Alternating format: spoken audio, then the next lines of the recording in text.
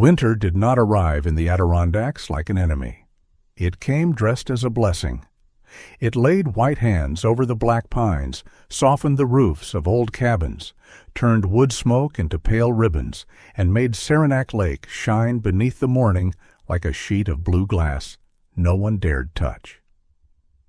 At sunrise, the snow caught the light with such quiet splendor that a man could almost believe the world had been forgiven overnight. Callum Archer did not believe that. At 54, he had learned that beauty and mercy were cousins only in songs.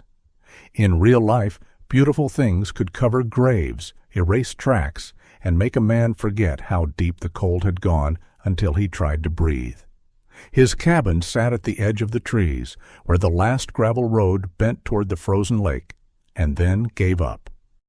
It was a modest place, built from dark timber and stubbornness, with a stone chimney, a narrow porch, and a single amber light that Callum left burning every night, though he told himself it was only for the dog. Knox knew better. The German shepherd lay near the wood stove, one black-tipped ear turned toward Callum, the other marked by a small hook-shaped scar along the outer edge. He was 7 years old, yellow and black with a dark saddle across his back, a honey-colored chest, and a face made memorable by its uneven mask. Darker around the right eye, broken on the left by a small golden streak beneath the cheek. His muzzle had begun to silver, not enough to make him old, just enough to make him look as if he had listened to too many confessions. Callum sat at the kitchen table with a screwdriver in one hand and an old radio in pieces before him. The radio did not need fixing, not urgently. It had belonged to his father, and it had been broken longer than some marriages lasted. But Callum had discovered years ago that a man with a tool in his hand could avoid looking useless. He could tighten a screw, clean a contact, sand down a splintered edge. He could make something obey. People were harder. The clock above the sink read 5:40 a.m. The hands were accurate because Callum had repaired them twice. The fire was fed.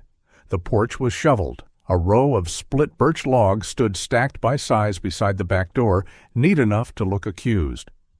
On a hook near the entry hung his olive-drab combat shirt, the one with the fitted body and camouflage sleeves, the horizontal bands across the upper arms, faded from years of washing. Beside it hung a gray canvas vest, a winter parka, and Knox's leather leash. Everything had its place. That was how Callum kept the past from wandering around the room. Outside, the lake-effect storm had begun to gather itself beyond the western ridges. Weather reports called it a fast-moving system, but Callum trusted weather reports about as much as he trusted apologies delivered after funerals. The air had changed before dawn. Knox had smelled it first, lifting his head from the rug and staring at the door as if the storm had knocked politely. Callum had noticed, too. The wind had shifted. The snow was no longer falling straight down in soft, decorative flakes.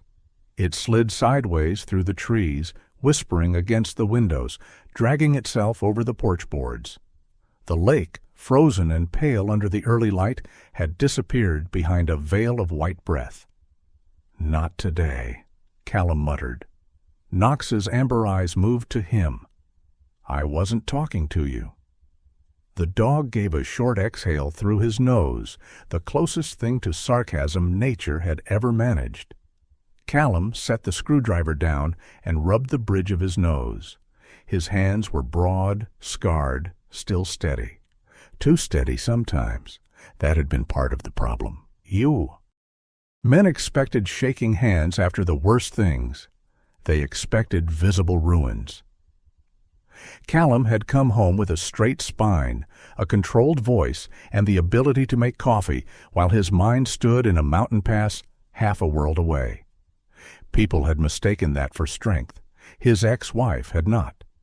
She had once told him, standing in the yellow light of a kitchen that no longer belonged to either of them, "You don't come home, Callum. You just return to the building." He had not answered. That was what ruined it. Not the deployments, not the nightmares, Not even Daniel Lowe's name sitting between them like a folded flag. It was the silence. Callum had treated silence like discipline, and by the time he understood it was also a weapon, there had been nothing left in the house but boxes. Knox rose. Not lazily, not in the way he rose when a squirrel made poor life choices near the porch. His body came up all at once, muscles tight beneath the thick winter coat, head turned toward the north. Callum looked at him. "What?" Knox did not bark. He walked to the door, stood there, then looked back. "No?" The dog's tail was low, still. His right ear twitched, the scar catching the stove-light. He pressed his nose near the bottom of the door, inhaled, then stepped back with a low sound deep in his chest. Callum frowned. That sound did not belong to deer. It did not belong to foxes, coyotes, or the half-wild barn cat that treated Callum's porch like a border checkpoint. Knox had sounds for all of them. This was different.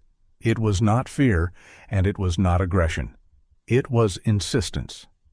Callum stood and went to the window. Snow scraped across the glass in white streaks. Beyond the porch light, the world had narrowed to a dozen feet of moving gray. The road was invisible. The pines leaned into the wind, their black branches bending and shivering. Farther north, beyond the tree line and the old service road, lay the abandoned North Elba Freight Depot. No one went there in weather like this. No one with sense went there at all. The depot had been empty for nearly 20 years, ever since freight stopped running that spur, and the county decided it was cheaper to forget the place than restore it.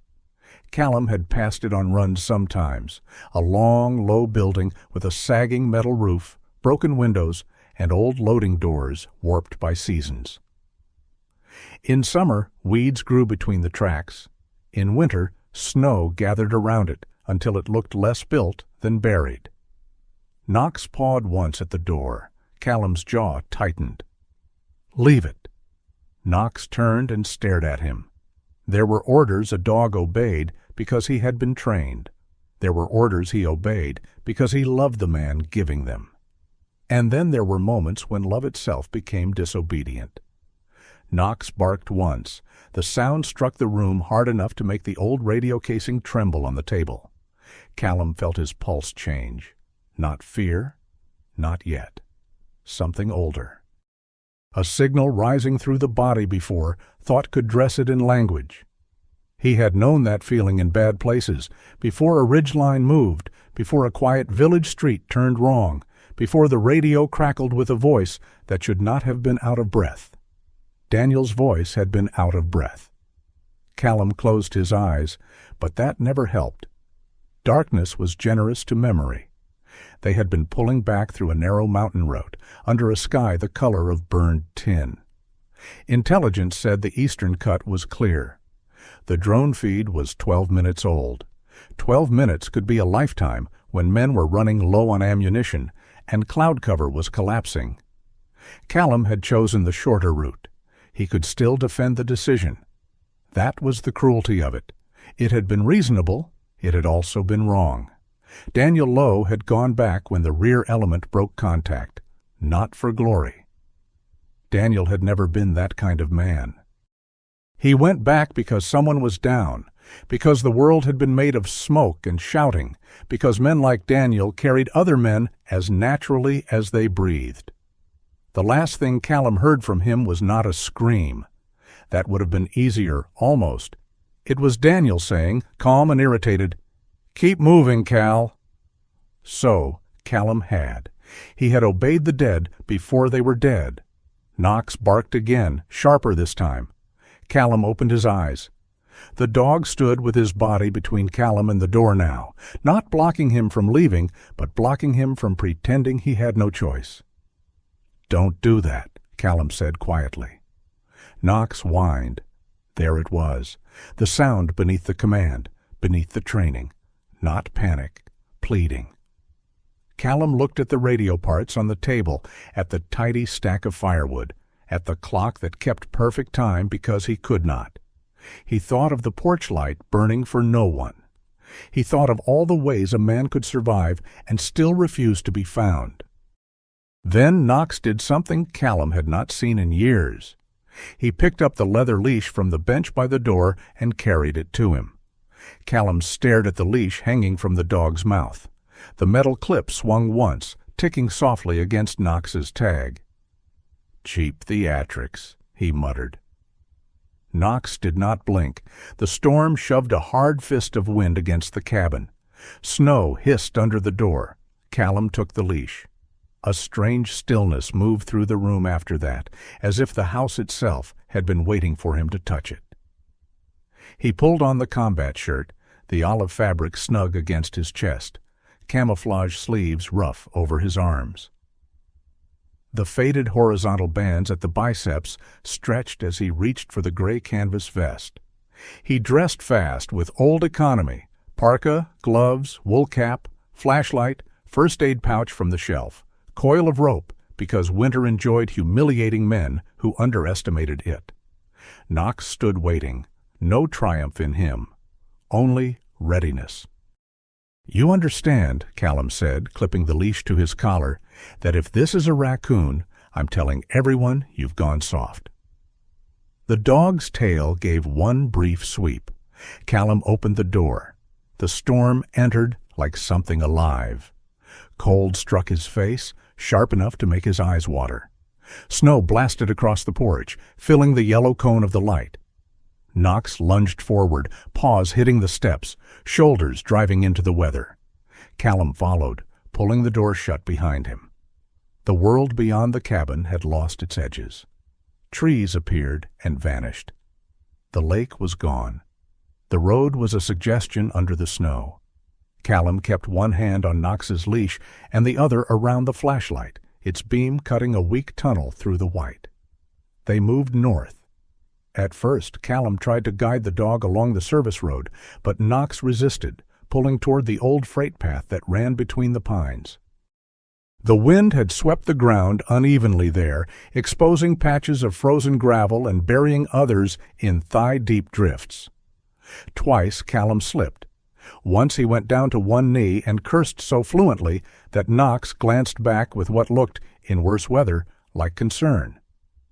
"Keep your opinions to yourself." The dog pressed on. As they neared the depot, the trees thinned. The storm opened around them, wider and louder. The old tracks appeared under the snow in broken black lines, like ribs beneath a white animal. The freight building crouched beyond them, roof sagging, walls gray, windows shattered and dark. One hanging door moved in the wind with a slow, mournful knock. Knox stopped at the edge of the loading platform. Callum lifted the flashlight. The beam found snow blown across the boards, a rusted chain, a stack of pallets, the black mouth of the half-open freight door. Then Knox lowered his head and growled. Not at the building, at the ground. Callum followed the beam down. For a moment he saw only wind-carved snow. Then he saw the marks. Not animal tracks, boot prints, dragged, staggered, half-filled already. Beside them, a dark smear stretched across the white and disappeared under the loading door. Callum's breathing changed.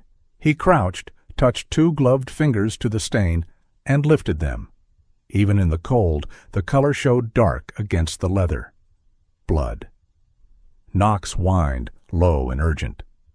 "Easy," Callum said, though the word was for himself. He unclipped the leash. Knox slipped through the opening before Callum could stop him, not wild, not reckless, but certain. Callum stepped onto the platform. The boards groaned beneath his boots. Wind drove snow against his back as he reached the freight door and pushed it wider. It shrieked on rusted hinges.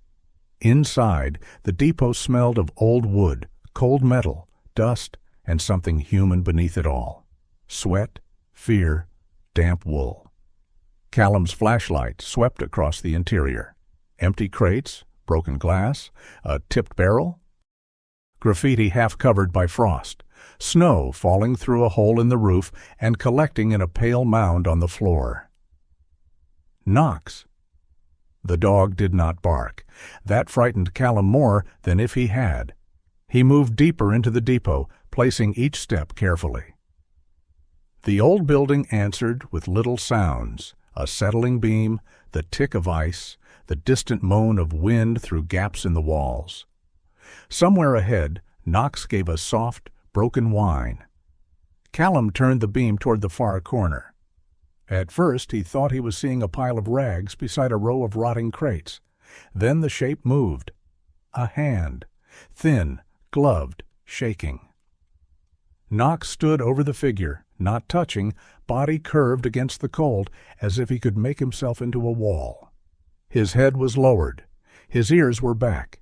He looked not like a hunter that had found quarry, but like a priest who had arrived too late and was still determined to pray.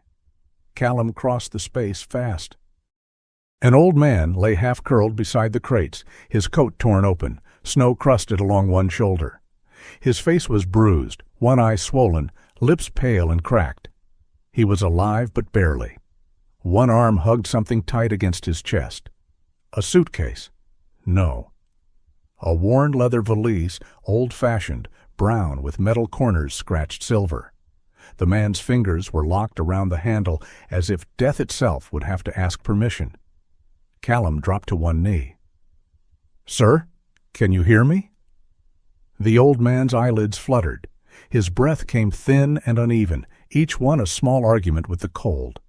Knox nosed gently near the man's wrist. The old man stirred. His mouth moved. Callum leaned closer. At first he heard only wind. Then the old man whispered, so faintly the words seemed dragged across broken glass. "Don't let them take the list." The valise shifted against the floorboards with a weak scrape. Callum looked at Knox. The German shepherd did not look back.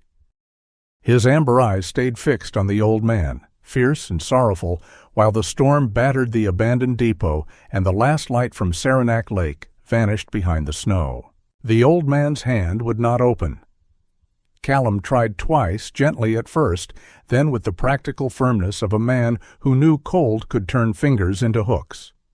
The stranger's grip only tightened around the leather handle of the valise. His knuckles were swollen, split at the edges, and white with frost. Whatever was inside that case, his body had decided it mattered more than pain. "Sir," Callum said, leaning close so the wind would not steal the words. "I'm not taking it from you, I'm taking you with it." The old man's eyelids fluttered. One eye was nearly shut, purple swelling rising beneath the brow. The other opened just enough to reveal a pale blue iris clouded by cold and fear. "List," he rasped. "I heard you." "No names, no proof." Callum looked at Knox. The German shepherd stood pressed against the old man's side, not touching him with force, only offering the heat of his body. Snow fell through the broken roof in slow, pale threads. It gathered on Knox's black saddle and melted along the honey fur of his shoulders. The dog's ears were low, his amber eyes fixed on the man's wrist.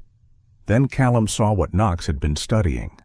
A strip of leather was wrapped around the old man's left hand, old and dark with use, not a belt, not a strap from the valise. A dog-lead. The sort of leather that had been oiled and handled for years until it held the memory of palms. Its brass clip was worn dull. Its stitching had been repaired by hand. Callum had no time to wonder about it. He slipped his rope under the old man's shoulders, then braced the valise against the man's chest so the hand would not need to let go.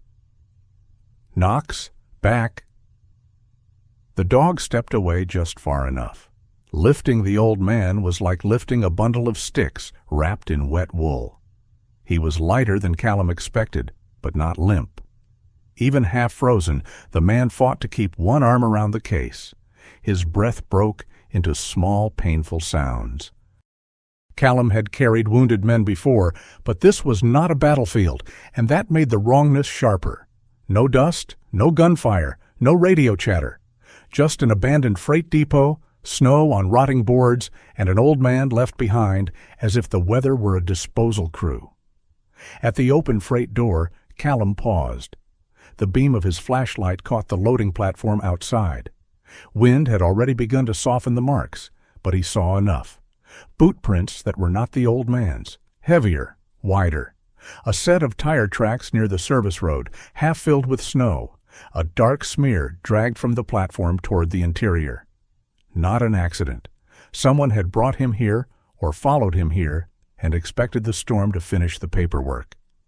A cold anger moved through Callum, clean and dangerous. Knox sensed it. The dog looked back once, not warning him, not yet, just reminding him there was a living man in his arms. "Right," Callum muttered. "First things first." The walk back to the cabin took twice as long as the walk out. The storm pressed against them with a drunkard's persistence, staggering but relentless. Knox led, stopping whenever Callum's footing failed. Once, near the service path, Callum saw the faint shine of broken plastic in the snow.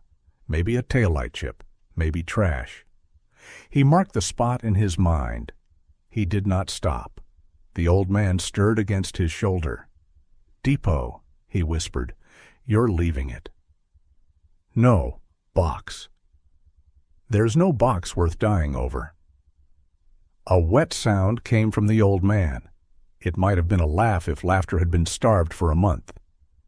"You'd be surprised." Callum had no answer for that.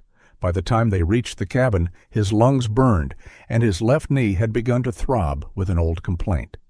He shouldered the door open. Warmth rolled out, thin but blessed. Knox bounded in first, turned once, and stood aside as Callum carried the old man across the threshold. He laid him on the braided rug near the stove, not too close to the heat. Cold bodies were not to be treated like frozen pipes. Warmed too fast, and the body could betray itself. He worked by habit now, wet coat off, boots loosened, scarf removed, blankets from the cedar chest, first aid pouch open on the floor. The old man grabbed his wrist. For a moment, Callum saw how strong he must once have been. The grip was weak by any fair measure, but stubborn as a locked gate. "Valise! It's here!" Callum slid it within reach. Only then did the old man's fingers release Callum. Knox settled beside him, chest against the rug, head raised. He did not put his muzzle on the stranger. He simply watched the man breathe, as if counting each breath and filing a complaint against any that arrived late. Callum checked the old man's pulse. Weak, uneven, but there. Skin cold and damp beneath the jaw, bruising along the ribs, a cut near the hairline. He pulled his phone from his vest and cursed softly at the single bar that appeared, vanished, and returned like a coward. He called Dr. Petra Haldane first, not because she was the nearest physician, though she was, because Petra answered calls the way other people answered alarms, furious that the world had dared to become breakable again. She picked up on the fourth ring. "If this is about your knee, Archer, I told you last winter I don't treat pride with narcotics. I found a man at the old depot, elderly, exposure, possible concussion, assaulted, conscious in fragments." The line went quiet for half a second. Then Petra's voice changed. "Breathing?" "Yes." "Pulse? Weak? Irregular? Blue lips?" "Less now." "Do not put him directly against the stove." "I didn't." "Good. Once in your life you've made my job less insulting. I'm coming. The roads are bad. I own chains and contempt. Both work in snow." She hung up. Callum almost smiled. Almost. The old man shifted under the blankets.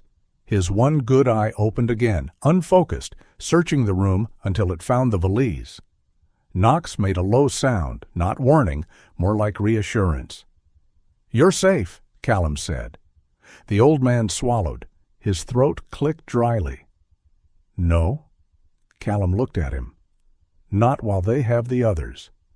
There it was again. Not fear for himself. Not exactly. Fear that something larger had been left outside in the cold. Callum fetched a cup of water, lifted the man's head only enough to let him sip. Name. The old man stared at him as if deciding whether names were luxuries. "Walter," he said at last. "Walter Kessler." "Callum Archer." Walter's gaze sharpened by a fraction. The reaction was small, but Callum had spent a lifetime noticing small reactions. A breath held too long, a blink that arrived late. A man recognizing a surname and trying to hide it. "You know that name?" Walter's hand moved, not to the valise this time, but to the old leather dog-leg wrapped around his wrist. "Maybe," he whispered. "Maybe I knew it before you did." Callum felt the room narrow. Before he could ask, tires crunched outside. Not the heavy rumble of a truck, a smaller vehicle, engine protesting, chains biting snow. Knox rose instantly, moved to the door, and waited without barking. A hard knock followed. "Archer, open up before I freeze into a cautionary tale." Callum opened the door to Dr. Petra Haldane, who entered with a blast of snow and the fierce impatience of a woman who had never lost an argument to weather. She was small, wrapped in a rust-red parka dusted white, her short red-brown hair streaked with silver and pinned badly on one side with a metal clip. A black medical bag hung from her shoulder. Her eyes, green-gray and sharp, took in Callum, Knox, the blankets, the old man, and the valise in one sweep. "Found a stray grandfather, did we?" "He has a name." "Most of them do. People just get lazy about asking." That sentence landed harder than her tone suggested. Petra knelt beside Walter, her movements brisk but careful. "Mr. Kessler, I'm Dr. Haldane. I'm going to touch your wrist, shine a light in your eyes, and generally annoy you for the purpose of keeping you alive." Walter muttered something. Petra leaned closer. Was that consent or a curse? "Both," Walter breathed. "Excellent. Still got character." She examined him with the efficient tenderness of someone who had patched too many winter bodies. Pulse, pupils, bruising, breath sounds. She frowned at the swelling near his ribs, pressed lightly, and watched Walter's face tighten. "Hit with something," she said. "Can you tell what?" "I'm a doctor, not a fortune-teller, but not a fall, not just exposure." She glanced at Callum. "Hospital?" Walter's hand clamped over the valise handle again. "No." Petra did not blink.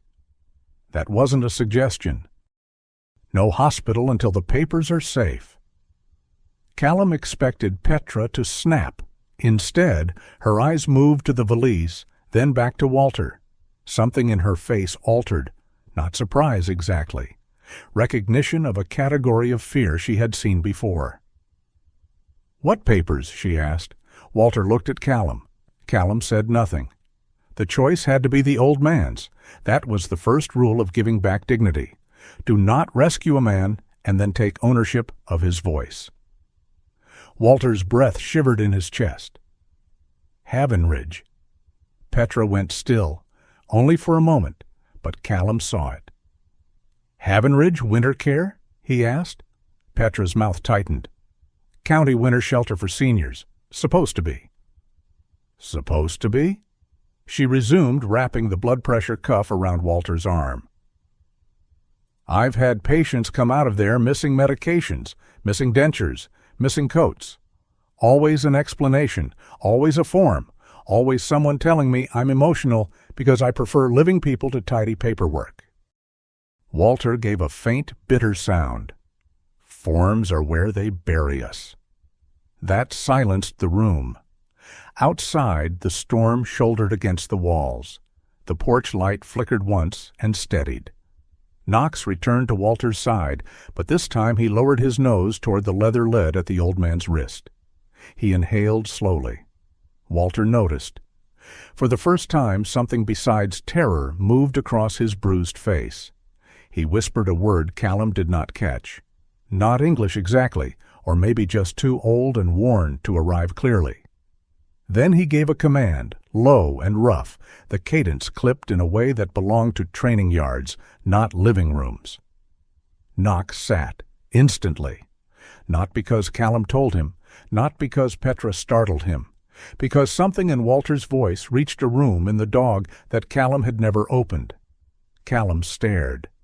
Knox sat square, ears forward now, eyes on Walter.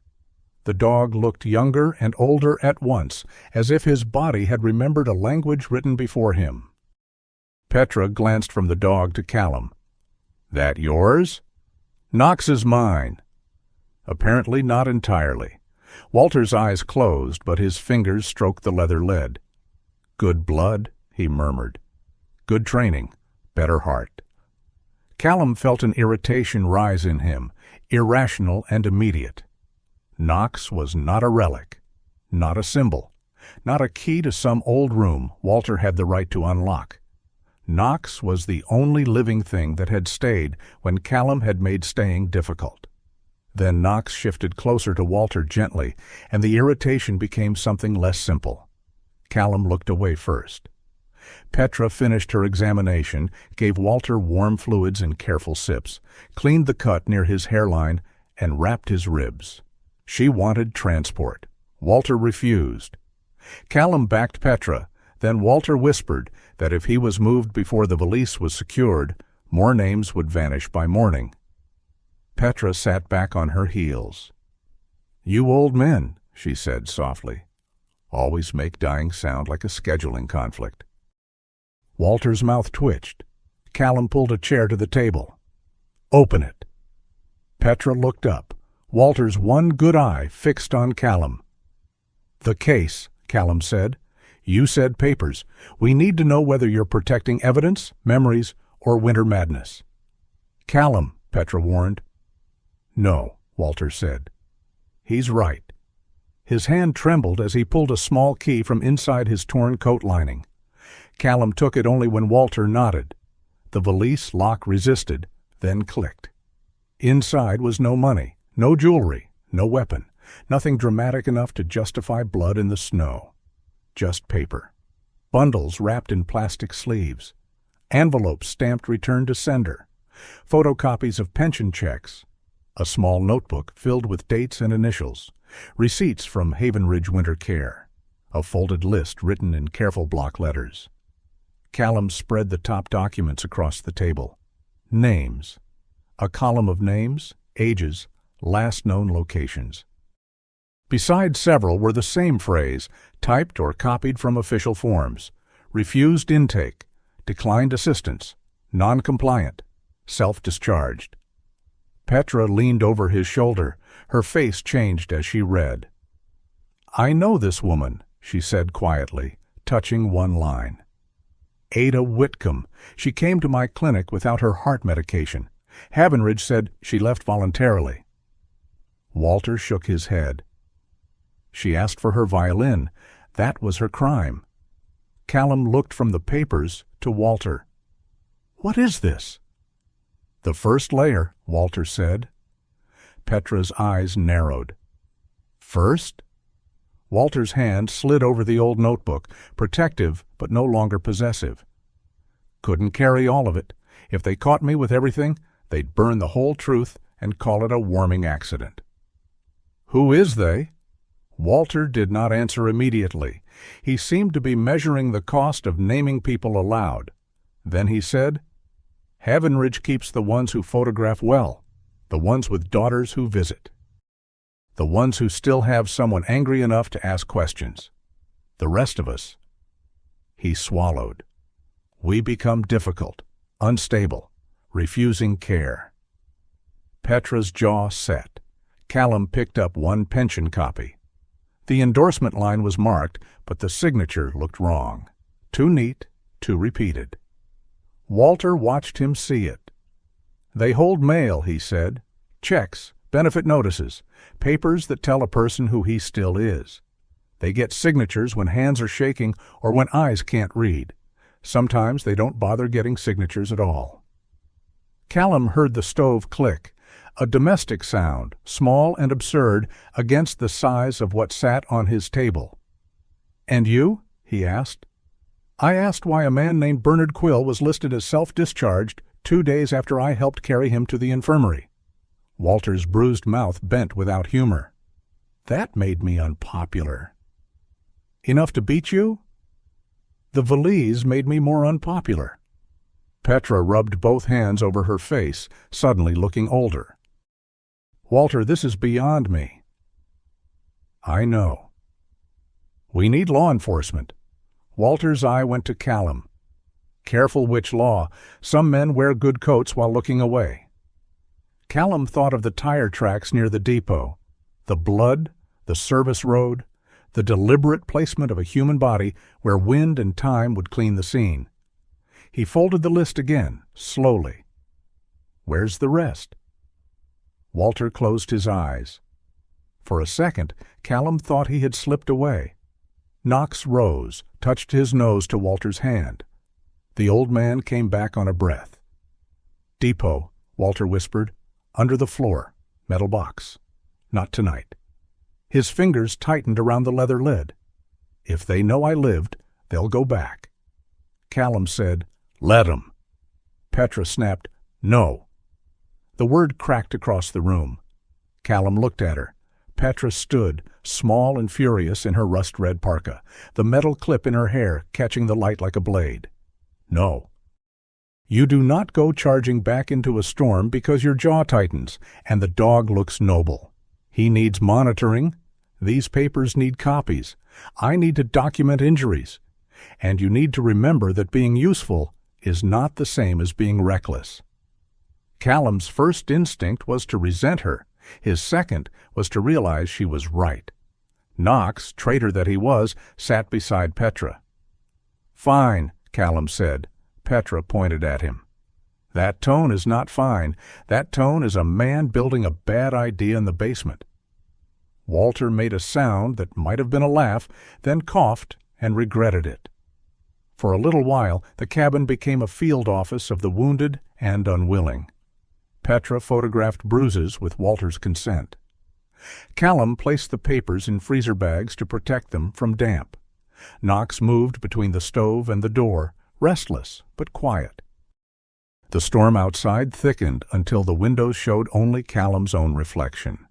A man in olive and camouflage sleeves, older than he admitted, standing over a table full of erased names. Then Walter spoke again. Archer? Callum turned. The old man was watching Knox, but his words were for Callum. Your father had a shepherd once. The room seemed to lose air. Petra glanced at Callum, reading the change and wisely saying nothing. Callum's voice came out low. You knew my father? Walter's hand moved over the leather lid. Knew of him, knew his dog better. His eyes lifted, pale and exhausted. Bastian, black saddle, bad hip after the accident, brave fool of an animal. Callum did not move. Bastian was a name from childhood photographs, from his father's rare soft stories, from a framed picture Callum had packed away after Everett Archer died because grief had become clutter, and clutter had become unbearable. Walter breathed shallowly, each word costing him. Your father didn't leave that dog in a crate when everyone said he was done, slept beside him on a concrete floor, fed him from his palm, said a dog didn't need many promises, just needed a man to be there when it hurt. Callum's throat tightened before he could stop it.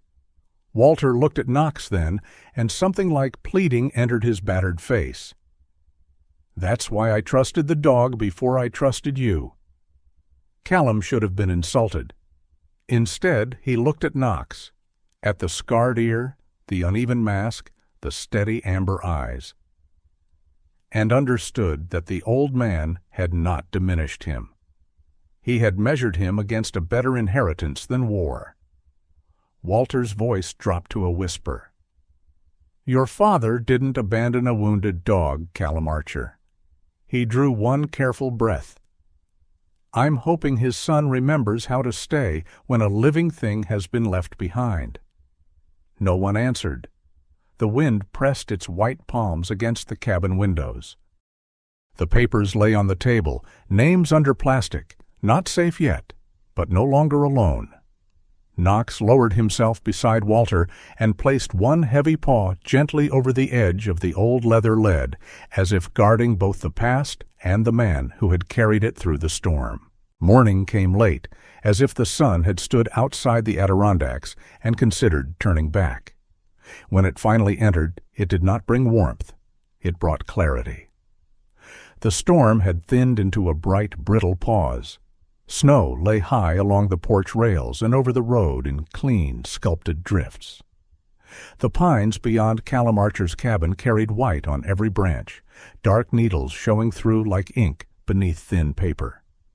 Farther out, Saranac Lake was a pale blue sheet under the winter sky, beautiful enough to make a man distrust it. Inside, the cabin smelled of wood smoke, antiseptic, damp wool, and coffee gone too long on the burner. Walter Kessler sat near the stove with 2 blankets around his shoulders and one hand wrapped in gauze. His bruised face had worsened overnight, colors rising under the skin in purple, yellow, and red. Yet sitting upright changed him. He no longer looked like a discarded body pulled from the snow. He looked like an old officer of some forgotten kingdom, battered in battle, offended by weakness, and still determined to inspect the troops. The valise rested beneath his chair. Knox had claimed the space beside him. The German shepherd lay on the rug with his head up, not asleep, not fully alert either. One paw touched the old strip of leather Walter had worn around his wrist. The gesture was casual enough to look accidental, except nothing about Knox was accidental when a room held pain. Callum stood at the counter, pouring coffee into 3 mugs, though only 2 men were awake enough to need it. Dr. Petra Haldane had left before dawn after checking Walter's breathing twice, arguing with him 3 times, and threatening to return with an ambulance if he turned even one shade more theatrical. She had also photographed the bruises, bagged the bloodied scarf, and written notes in sharp black handwriting that made even medical facts look irritated. Walter watched Callum set the mug on the small table beside him. "Is it poisoned?" "Coffee." "That doesn't answer me." Callum almost smiled. "Drink it before Petra comes back and says I failed hydration." Walter lifted the mug with both hands. They trembled, but not enough to spill. Petra Haldane, small woman, bad bedside manner, good hands.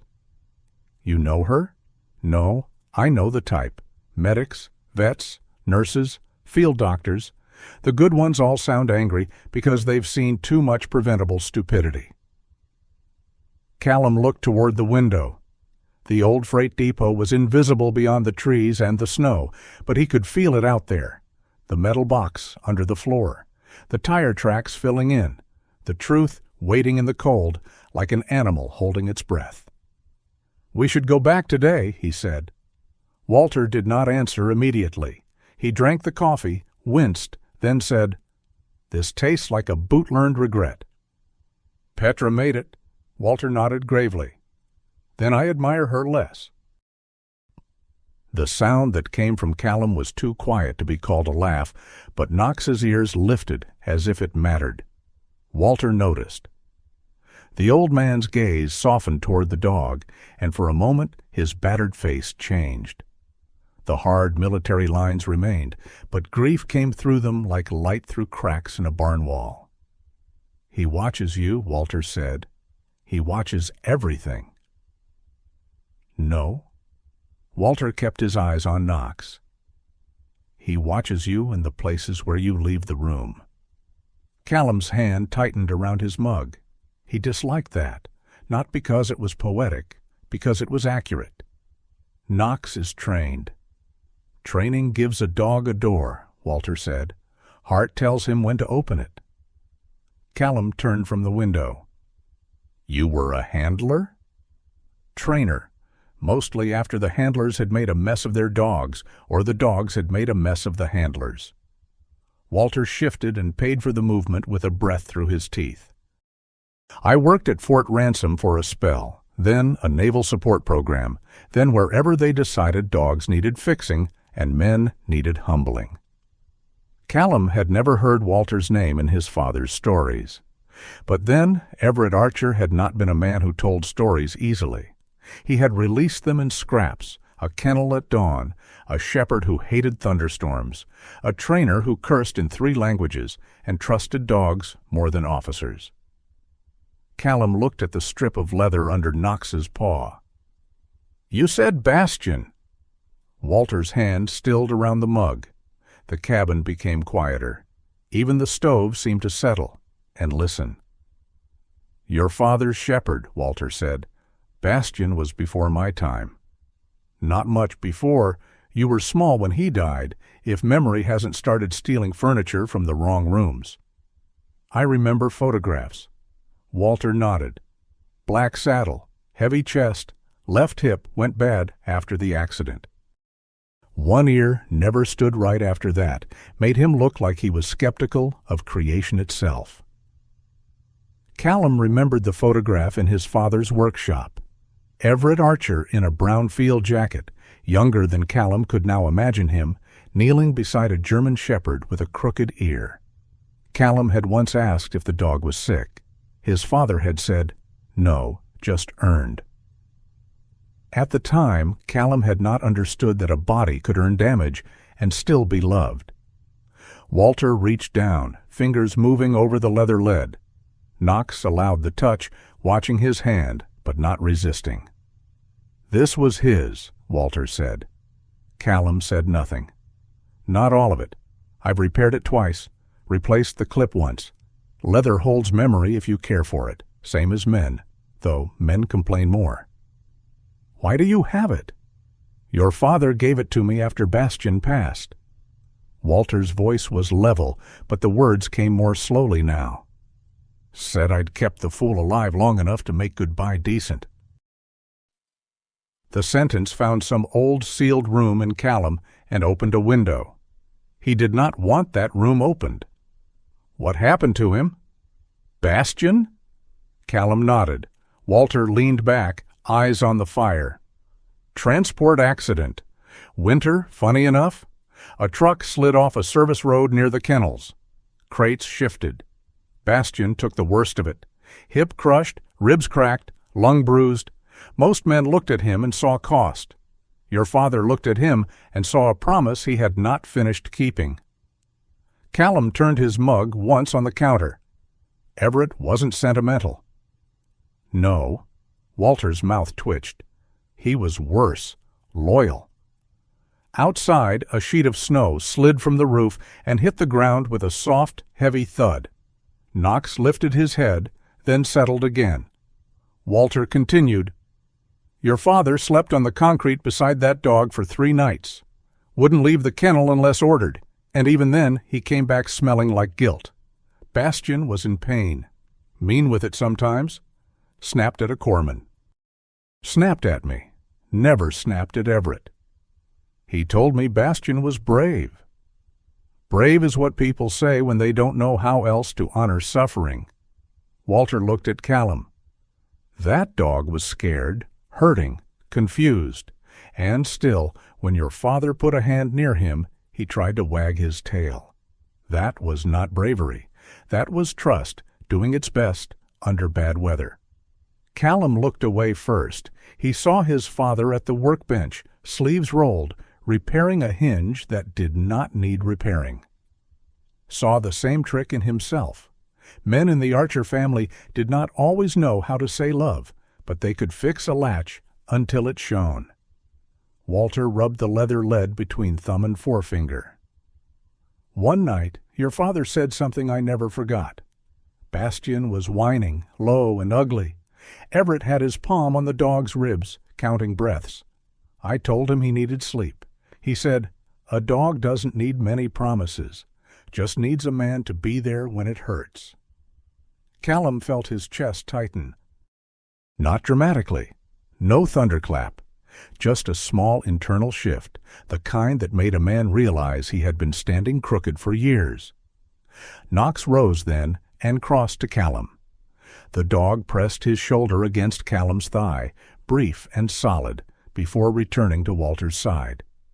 It was not comfort exactly, more like confirmation, as if Knox had heard the old sentence and recognized the law it belonged to. Callum set his coffee down.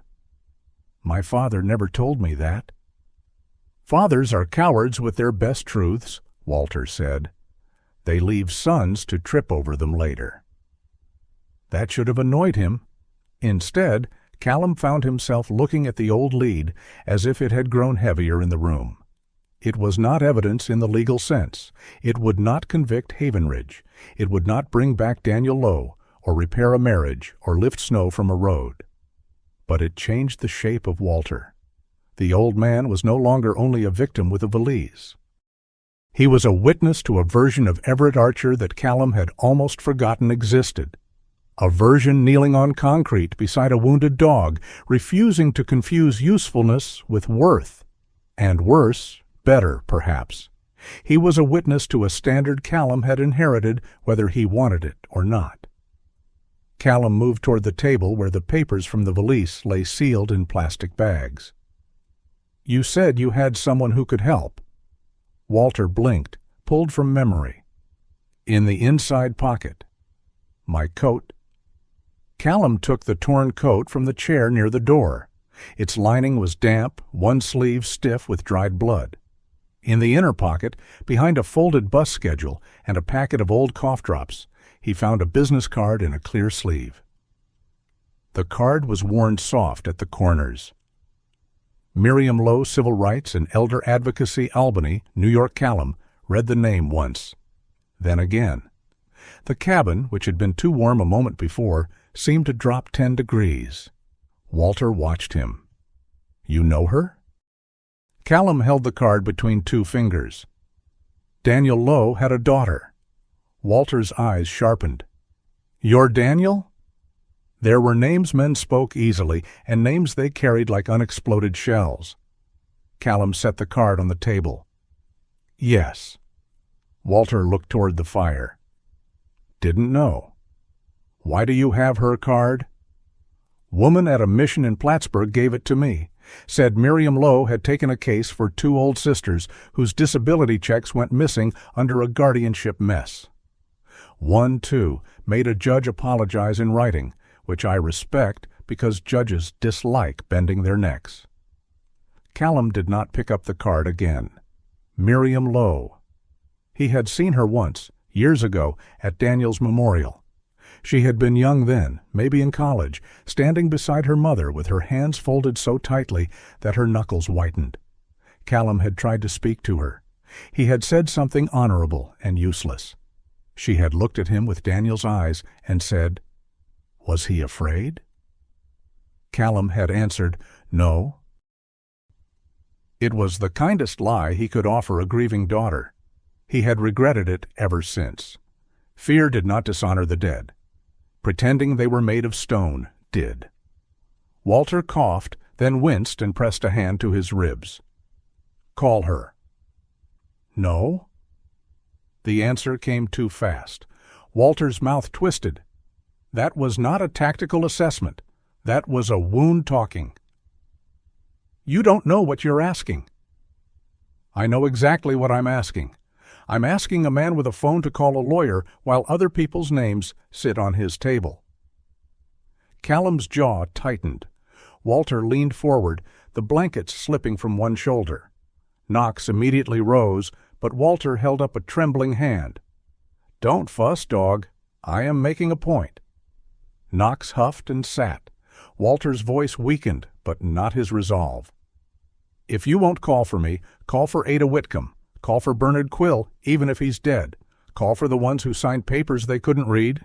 Call for the ones Havenridge turned into bad weather and bad attitude. You don't have to like the name on the card." Callum looked at him. Walter's bruised face was pale, his hands shaking, his body plainly losing the argument with pain. Yet his eyes were clear. "You just have to decide whether your discomfort outranks their disappearance," Walter said. There it was, not accusation, not manipulation. A door. Callum hated doors. Doors required a man to move. He picked up the card. His thumb covered the last name for half a second. Miriam. He wondered whether Daniel would have recognized the woman she had become. Then he wondered whether Daniel would recognize him, standing in a cabin with evidence on the table and fear in his throat, afraid not of bullets, not of storms, but of a woman's voice through a phone. Callum dialed. The call rang 4 times. A 5th. He almost ended it. Then the screen changed. A woman's voice answered, crisp and low. "This is Miriam Lowe." Callum said nothing. Walter stared at him with open disgust. Callum closed his eyes. "Ms. Lowe. My name is Callum Archer." Silence, not confusion, recognition. When she spoke again, the temperature of her voice had changed by only a degree, but Callum felt it. "I know who you are." Knox lifted his head. Callum looked at the papers on the table. "I'm calling on behalf of Walter Kessler. He has evidence involving Haven Ridge Winter Care, possible financial abuse, forged intake records, withholding mail and pension payments. He was assaulted last night." Miriam did not gasp. She did not ask if he was all right.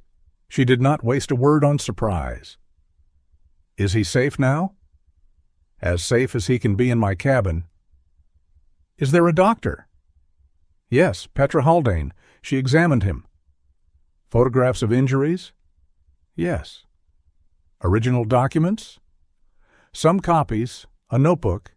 He says more evidence is hidden at the old North Elba depot." "Do not retrieve it yet." Callum glanced at Walter. Walter's eyebrows rose as if to say, "At last, someone sensible." Miriam continued, "Do not confront Haven Ridge. Do not call them. Do not call local media. Do not post anything. Preserve the documents. Photograph every page, but keep the originals in the condition found. Do you understand?"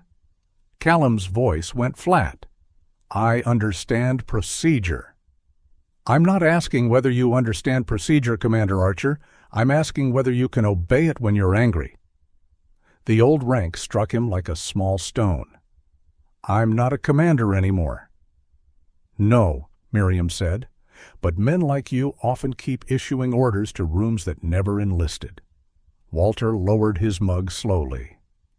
Even Knox seemed to notice the hit.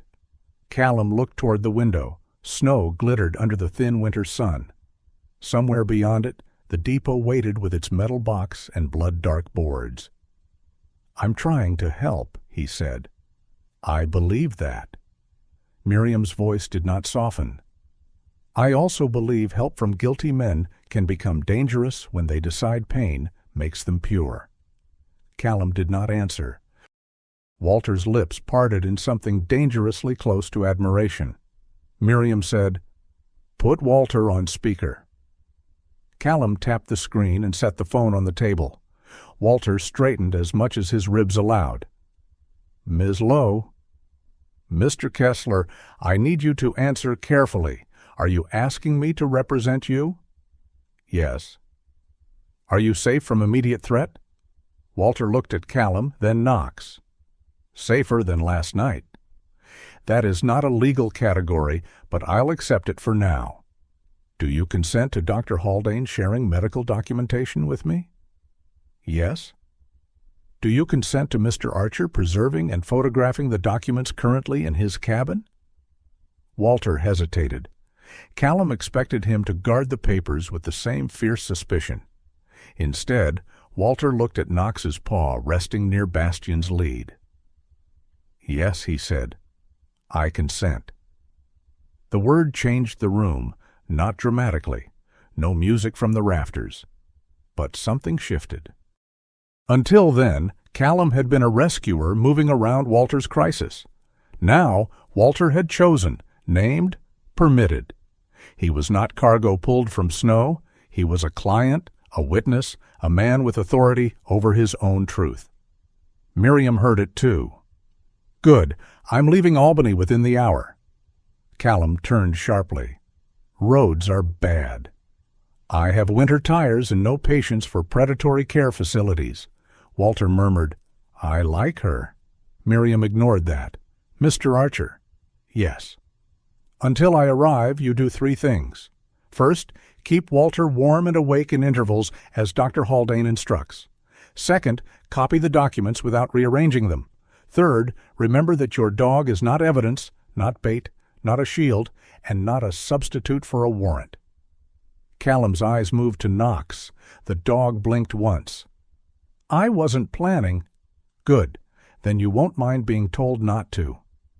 There was Daniel in that somehow, not in the voice, not exactly, but in the refusal to make room for nonsense. Miriam paused. When she spoke again, the words were quieter, though not gentler. And Mr. Archer? Yes. If this is about helping Walter, I will help you. If this is about you finding a new battlefield to punish yourself on, I will stop you before Havenridge has to. The line went silent for a moment. Callum could hear the fire, the wind, Walter's uneven breathing, Knox's tag ticking softly as he shifted. I understand, Callum said.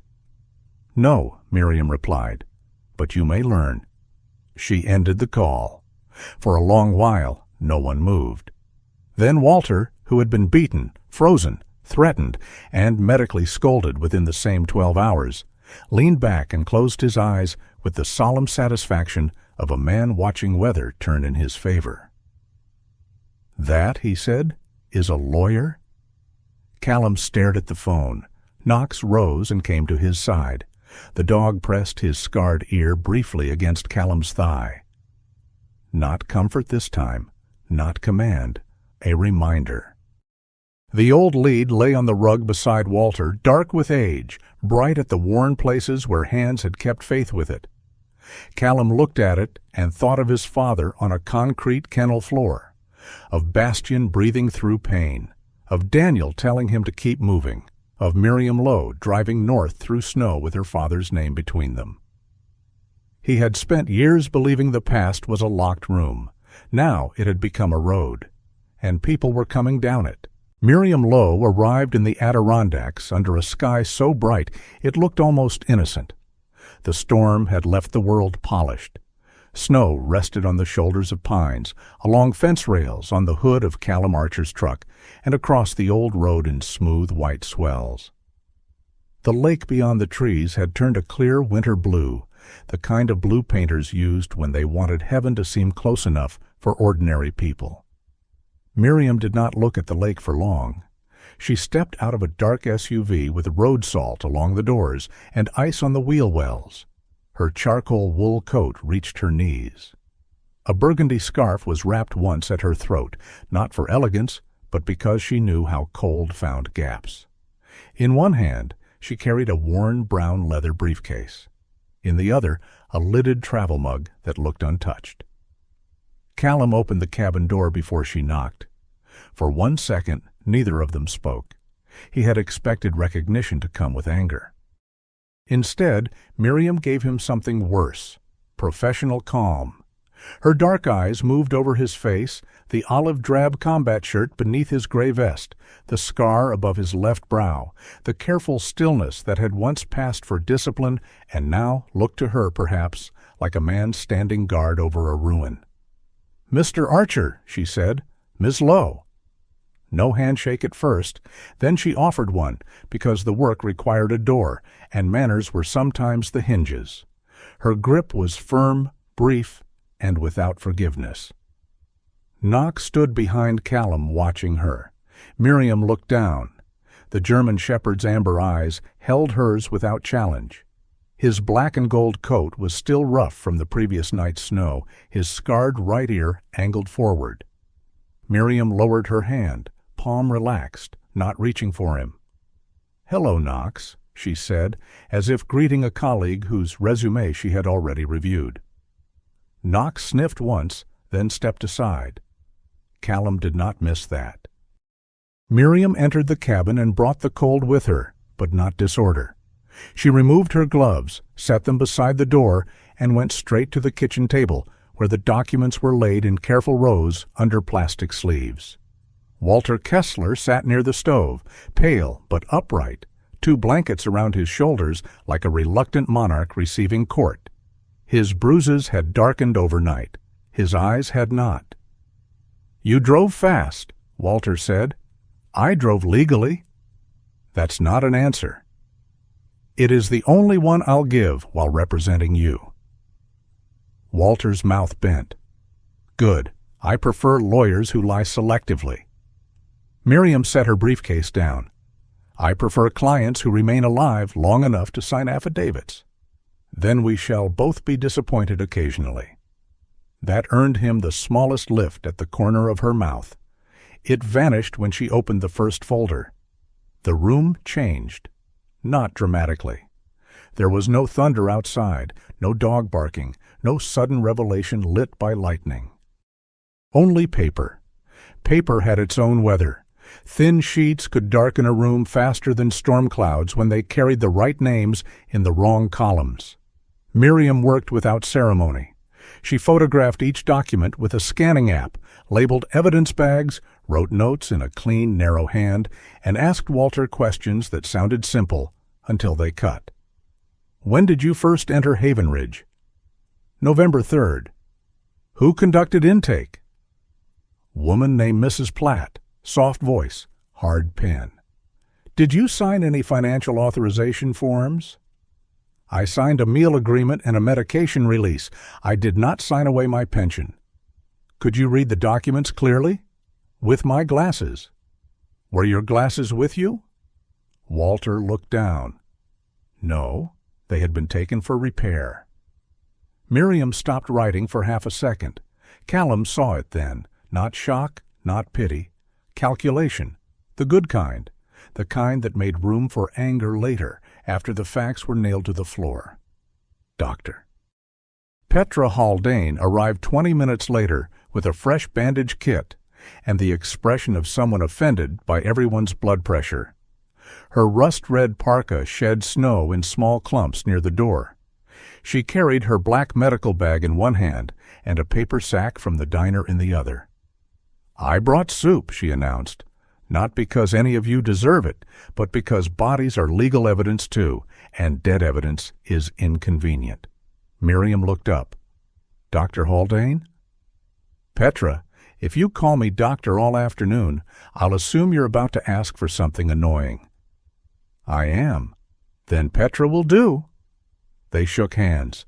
Petra was shorter by nearly a head, but somehow seemed to occupy equal space. Miriam took that in, adjusted her tone by a degree, and began explaining what she needed. Medical notes, consent forms, injury photographs, prior observations involving Haven Ridge patients. Petra listened without interrupting, which Callum suspected cost her spiritually. When Miriam finished, Petra said, I can document what I've seen. I cannot prove intent. I don't need you to prove intent.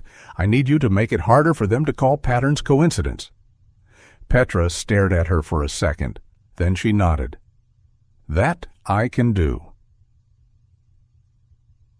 By noon, Callum's kitchen had become something between a field clinic, a law office, and a chapel for names that had nearly been buried.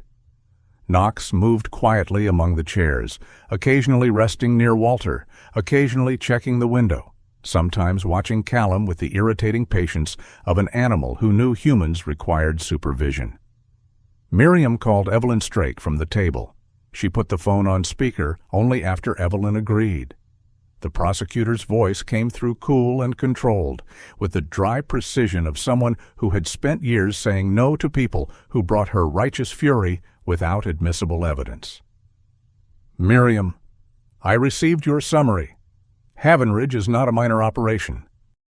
They hold county contracts and private grants. If we move too fast and fail, they will frame this as a political attack on elder services. Miriam's eyes did not change. If we move too slow, they may destroy records. That is an allegation.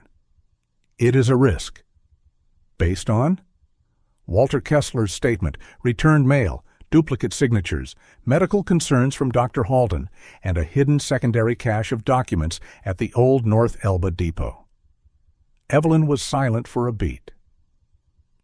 A hidden cache does not help me until it is lawfully recovered and authenticated. Callum shifted. Miriam looked at him once, a warning delivered without speech. "We are aware," she said. "That is why I'm asking you to prepare for an emergency preservation order." "Prepare, yes. File, not yet. I need something stronger than copies from a private residence and a beaten man's account." Walter leaned toward the phone. "This beaten man has a name." Miriam did not stop him. Evelyn's voice softened slightly. "Mr. Kessler, I did not mean—" "Yes, you did. Not cruelly, just efficiently. That's how it starts." The line went quiet again. Callum looked at Walter. The old man's face had gone pale with effort, but his eyes burned clear. Evelyn said, "I will review anything you send. I will not promise action before I can support it." "Good," Walter said. "Promises are cheap until somebody freezes under one." Petra made a small approving noise. Miriam ended the call a few minutes later with less than she wanted, but more than nothing. Evelyn would review the packet immediately. She would also speak with a contact at Adult Protective Services if the material supported it. It was a narrow door, but it was open. Miriam then called Orson Keel. He answered with, "If this is about guardianship fraud, I'm retired. If it is about bad signatures, I am listening." His voice sounded papery and amused. By video, Orson appeared in a room lined with file boxes and leaning shelves. He was 61, narrow-faced, with silver curls thinning at the crown and thick brown-framed glasses that magnified eyes made sharp by years of reading bureaucratic lies. A pencil rested behind one ear. Another was in his hand. Callum suspected the man trusted pens about as much as he trusted politicians. Miriam sent him photographs. Orson opened them in silence. The silence lasted long enough for the soup to cool. Then he said, "This signature was made by someone sitting comfortably at a desk, not by a 78-year-old with tremors." Petra leaned toward the screen. "You can tell that?" "I cannot testify to it from a photograph, Doctor. I can be deeply offended by it." He enlarged another image. Same slant, same pressure, different names, lazy forgery, the insulting kind.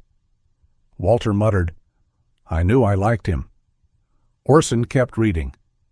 "Here, intake classification changed from temporary shelter to managed benefit assistance. That should require separate consent." "Where is the consent?" Miriam said, "Not in the valise." "Convenient absence, a common species." He moved through the documents with quiet fury, not theatrical, not loud. Each observation landed like a tack hammered into wood. By the end, he agreed to drive up the next morning if the roads held. "Do not let anyone from Haven Ridge know what you have," he said, "and do not let the old man sleep somewhere unguarded." Walter lifted a hand. "The old man is present." "Good. Stay that way." After the call, the cabin held a strange silence. For the first time, Callum understood that the enemy was not hiding in shadows. The enemy had letterhead, intake categories, printed brochures, a website with smiling faces and winter donations. It had enough real kindness on the surface to make doubt feel rude. Miriam seemed to read the thought. "Haven Ridge isn't going to look like a monster," she said. "That's what makes this hard." Petra folded her arms. "I've seen their holiday photos. Staff in matching sweaters, residents holding cocoa. Donors love cocoa." Walter looked into the fire. "They treat some people well." Callum turned to him. Walter nodded once. "They have to. Families visit, newspapers visit, board members visit. You keep the front rooms warm. You put the right people in them. The rest of us get processed in the back." That word, processed, struck the table harder than if he had shouted. Miriam wrote it down, not because she needed the definition, because Walter had chosen it. The first witness came before dusk. Petra had made the call, and Miriam had not objected, though she warned that no one should feel pressured into speaking. A small blue pickup pulled into Callum's drive around 4, tires crunching over packed snow. Behind the wheel was a woman who sat for nearly a minute before opening the door. Ada Whitcomb stepped out carrying a black violin case with a cracked corner tied shut by a faded lavender ribbon. She was 68, small in a dark purple wool coat too thin for the weather, her silver hair braided loosely over one shoulder. Her face had the delicate sharpness of a bird that had survived too many winters by learning which hands not to trust. She looked at the cabin, then at Callum, then past him to Knox in the doorway. Her body stiffened. Callum caught it. So did Knox. The German shepherd did not move forward. He did not wag, did not lower his head in a performance of gentleness. He simply turned sideways and lay down beside the door, leaving space wide enough for Ada to pass without touching him. Ada stared. Miriam stepped outside. "Ms. Whitcomb? I'm Miriam Lowe. Thank you for coming. I almost didn't. I would have understood. That's why I came." It was the kind of sentence that told Callum more about Ada than any biography could. Inside, Ada chose the chair farthest from Knox. She kept the violin case across her lap with both hands on it. Miriam began with soft questions, not too many. Petra brought tea. Walter did not speak, and for once his silence was kind rather than stubborn. Ada told them Havenridge had catalogued her violin as non-essential personal property after she complained that staff had opened her mail. The violin had belonged to her husband, Martin, who had died 5 winters earlier. It was not valuable in money. That, she said, had been part of the insult. They had not taken it because it was worth much. They had taken it because it was hers. "They said I was agitated," Ada said. "Were you?" Miriam asked gently. Ada's hands tightened on the case. "Of course I was agitated. A person is allowed to be agitated when someone steals the last voice left in her house." Callum looked at the cracked case. He thought of his father's radio on the table, the old screwdriver in his vest, the absurd ways people stored their souls in objects that could be misplaced, broken, catalogued, or taken by someone with a clipboard. Knox lifted his head. Ada saw it and froze again. But Knox did not approach. He lowered his head back to his paws and looked away, as if granting privacy were a command he understood. Ada watched him for a long moment. "He isn't like the dog outside the shelter," she said. "No," Callum answered. "He isn't." "What does he want?" Callum almost said, "Nothing." Then he corrected himself. "To know what you want." Ada's eyes moved from Knox to Callum, and something in her face loosened by one thread. Miriam did not interrupt. She let the silence do its careful work. Near the end of her statement, Ada opened the violin case. Inside lay an old violin with a split near the lower bout and one missing string. Even damaged, it carried a stubborn grace. Ada touched the wood with 2 fingers. "They gave it back after Walter made a scene," she said, "called it a misunderstanding. Everything there is a misunderstanding if you are tired enough." Walter grunted. "I made an excellent scene." "You threatened to haunt the director's parking space." "I stand by the strategy." For the first time since entering the cabin, Ada smiled. It was small, but it changed her face. When she rose to leave, Knox remained where he was. Ada stopped beside him. Her hand hovered above his head, trembling slightly. Callum held his breath without meaning to. Knox did not lift his muzzle. Ada touched the fur between his ears once, light as snow, landing on water. "Good dog," she whispered. Knox's tail moved 1 slow inch against the floor. After Ada left, the cabin seemed warmer, though the fire had burned low. Miriam reviewed her notes at the table. Petra washed mugs at the sink because she could not stand still. Walter had fallen into a shallow sleep, his face turned toward the valise. Callum stood by the window and watched Ada's taillights vanish down the white road. "Protection," Miriam said without looking up, "is not always an advance." Callum turned. She capped her pen. "Sometimes it's space." He looked at Knox, who had resumed his place near Walter, one paw again close to Bastian's old lead. Callum thought of all the times he had rushed toward danger because movement felt cleaner than waiting. All the times he had mistaken force for care. All the years he had held people at a distance and called it keeping them safe. Before he could answer, Orson called back. This time there was no dry greeting. "I found something in the document sequence," he said. His voice had lost its amusement. "The forms in your possession reference a storage conversion schedule. Havenridge is transferring older paper intake records into a new digital system." Miriam straightened. "When?" "Oh. According to the footer code and the internal batch numbers, the paper files in question are scheduled for destruction after scanning." Petra dried her hands slowly. Callum said, "How soon?" Orson looked at them through the screen, the reflection of documents flashing in his thick glasses. 48 hours, possibly less if they accelerate after hearing Mr. Kessler survived. Walter opened his eyes. The old man's voice came rough from the chair. "Then the box matters." Miriam turned toward him. Walter's hand found the edge of the blanket. He looked suddenly smaller, not because his will had diminished, but because the weight of all those names had settled back onto his bones. "The metal box under the depot floor," he said.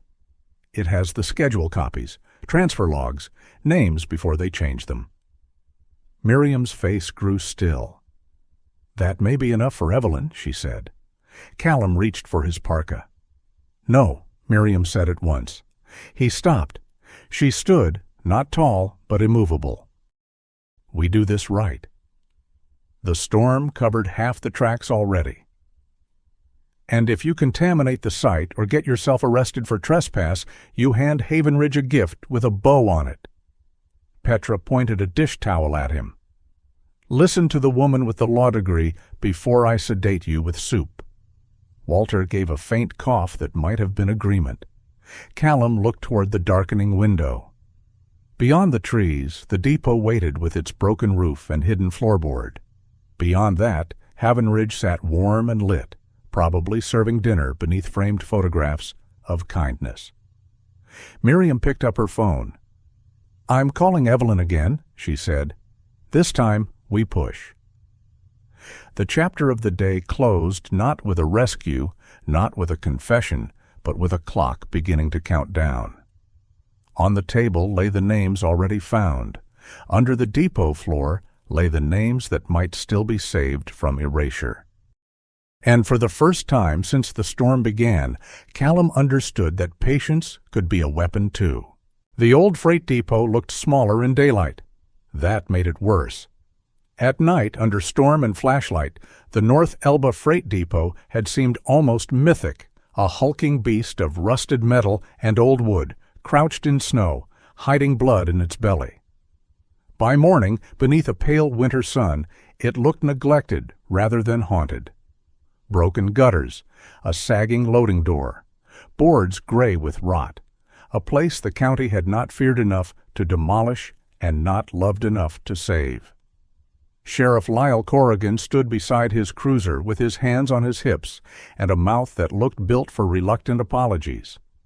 He was 59, broad through the chest and heavier around the middle, with a salt and pepper mustache that had collected frost on the ends. His brown sheriff's jacket was zipped high, the badge on it scuffed dull. A Navy thermos sat on the hood of the cruiser, steaming faintly in the cold. He had the look of a man who had spent years being sensible and was now discovering sensibility had missed something important. "I should have come out here sooner," he said. Miriam Lowe did not look up from the consent form she was checking against her clipboard. "Yes?" Lyle blinked. Callum almost enjoyed that. Miriam added, "But you are here now, Sheriff. That matters if you document it properly." Lyle rubbed one gloved hand down his mustache. "You always this comforting?" "No." "Good to know I'm receiving the standard package." Walter Kessler sat in the passenger seat of Callum's truck, wrapped in a thick gray coat Petra had bullied out of someone at the clinic. His bruises had darkened, making his face look like bad weather had moved under the skin. He had refused to stay behind. Petra had objected. Walter had informed her that if he died indoors while a box of names waited under a floorboard, he would make a poor ghost and a worse patient. Petra had finally agreed on 3 conditions. He would not lift anything, he would not argue with her written instructions, and if he fainted, everyone was allowed to say, "I told you so," at his funeral. Knox stood at Walter's open door, pressed close enough for the old man's hand to rest on his neck. Callum watched them. Knox had become careful around Walter in a way that still irritated something old and selfish in Callum. The dog did not abandon him.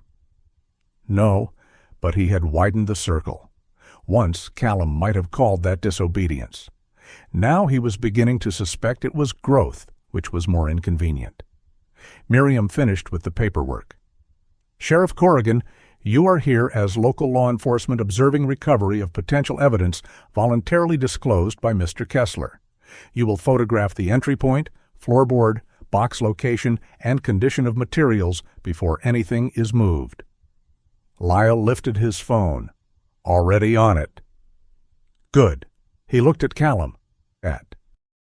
"She talked to everybody like this?" "Yes." Reassuring somehow.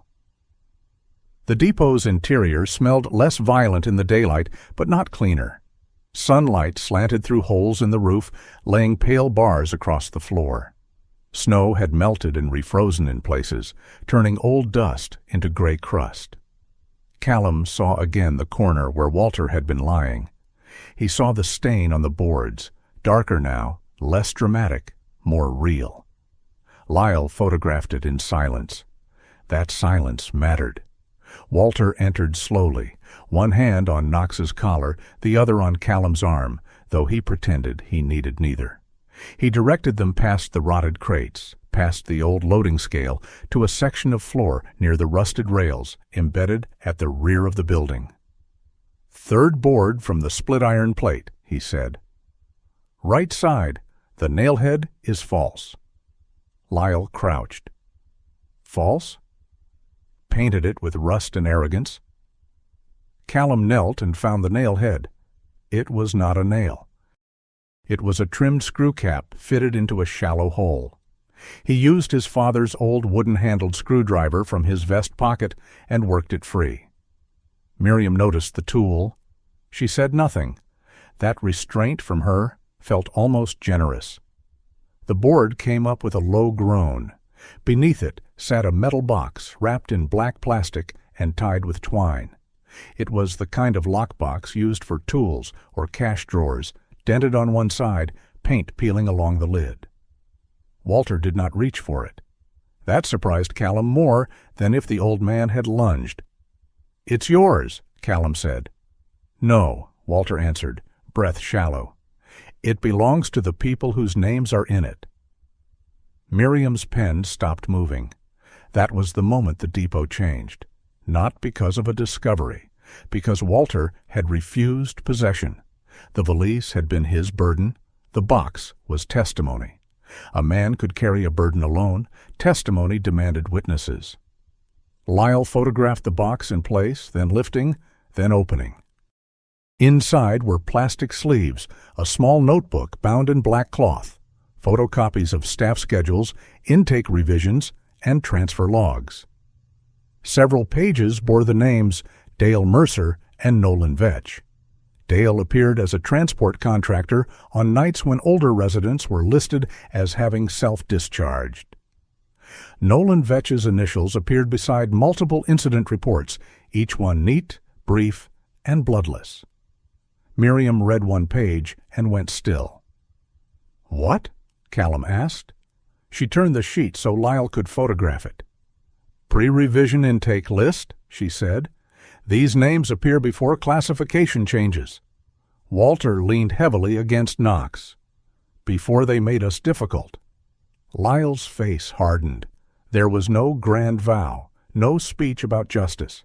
He simply took off one glove, opened his thermos, and poured coffee onto the snow beside the old rail. Callum looked at him. Lyle said, "My father used to do that when he found something shameful, said some ground needed waking." Miriam's expression suggested she did not know whether that was legally useful. Walter seemed satisfied. By noon, Evelyn Strake had enough. Miriam sent photographs, Lyle's statement, Petra's injury notes, and Walter's signed authorization from the front seat of Callum's truck while the others stood in the thin winter sun. The prosecutor did not sound pleased when she called back. She sounded focused, which Miriam said was better. "I can file for preservation by late afternoon," Evelyn said through the phone. "Narrow order first, records, intake forms, financial authorizations, transport logs, mail handling procedures." "Digital and paper," Miriam said. "Yes." "And notice to prevent destruction?" "Yes, Miriam, I understand how preservation works." "Then you understand why I am unpleasant." "I have long suspected it was vocational." Miriam almost smiled. Callum noticed. He wished he had not. The greenhouse fundraiser began just after 5.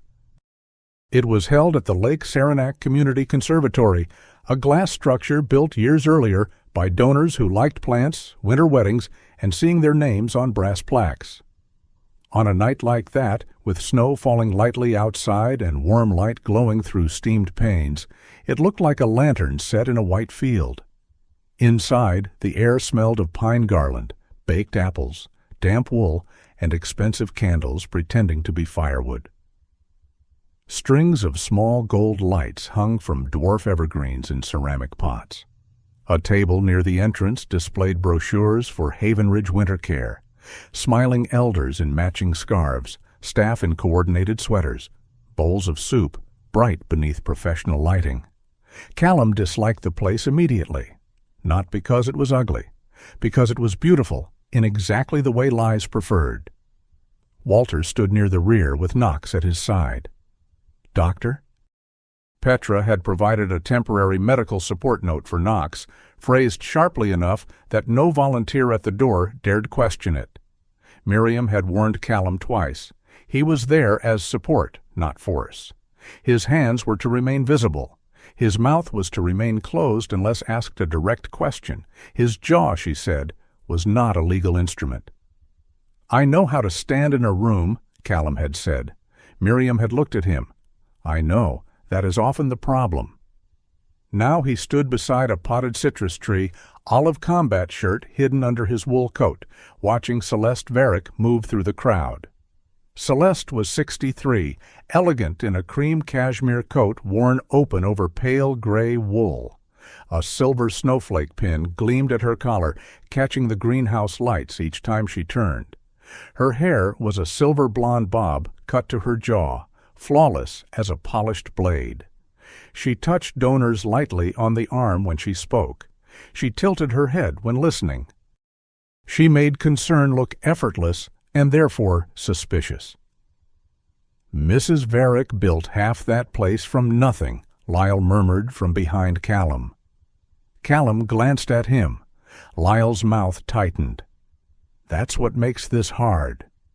"No," Miriam said, appearing beside them. "That is what made it last." Celeste stepped to a small podium near the center of the greenhouse. The crowd settled. There were county board members, church volunteers, 2 reporters from the local paper, donors in wool coats, and several Haven Ridge staff in white name tags.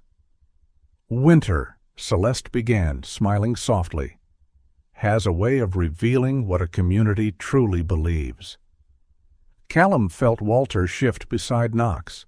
Celeste continued, speaking of warmth, dignity, vulnerable neighbors, and the sacred duty of not letting age become abandonment.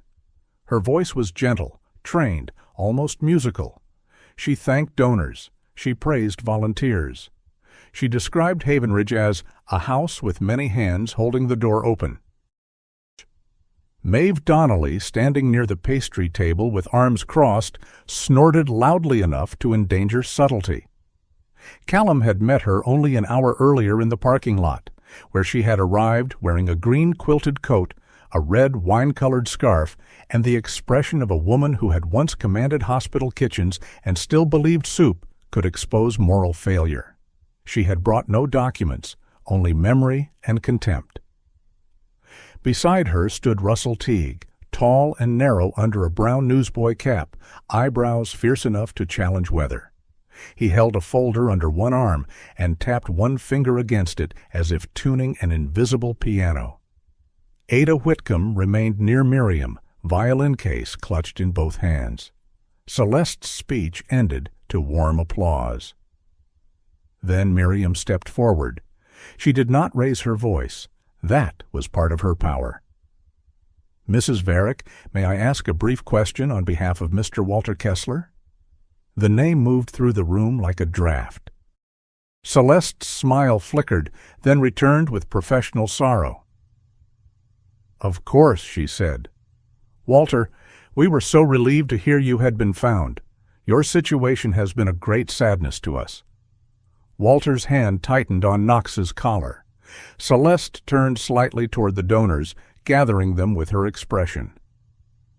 "Mr. Kessler is one of those difficult cases every care network longs to help. Unfortunately, some individuals decline assistance despite repeated outreach." Walter trembled, not with fear, with the terrible labor of remaining human while someone explained him away. Knox leaned his shoulder into the old man's leg. Solid, warm, present. Walter straightened. "I did not refuse a roof," he said. His voice was not loud, but the room had become hungry for every word. "I refused to be robbed of my name." No one clapped, no one moved. The greenhouse seemed to hold its breath, fog gathering along the glass behind Celeste like winter pressing its face to the lie. Ada stepped forward next. Her hand shook when she placed the cracked violin case on the nearest table. "They said this was non-essential property," she said. "It was my husband's violin. They kept it because I asked why my mail was opened." Celeste's expression tightened with pain so graceful it might have been rehearsed. "Ada, I am sorry you experienced confusion." "Confusion did not put my signature on a form I never saw." Russell opened his folder. "Nor mine." His voice had the dry rasp of old wood. "I tune pianos, Mrs. Varick. My hands shake when I'm cold, not when I'm angry. That signature is too smooth to be mine." Maeve lifted a hand from the back. "And if we're discussing confusion, I'd love to discuss how your donated food inventory claimed 40 pounds of carrots on a week when I peeled 12 and one of them looked like it had given up religion." Someone coughed. It might have been laughter. Celeste did not lose control. That was almost worse. She raised both hands gently, as if calming frightened birds. "I hear pain in this room. I do, but pain can turn memory into accusation. Havenridge serves hundreds under impossible conditions. Mistakes happen in any human system."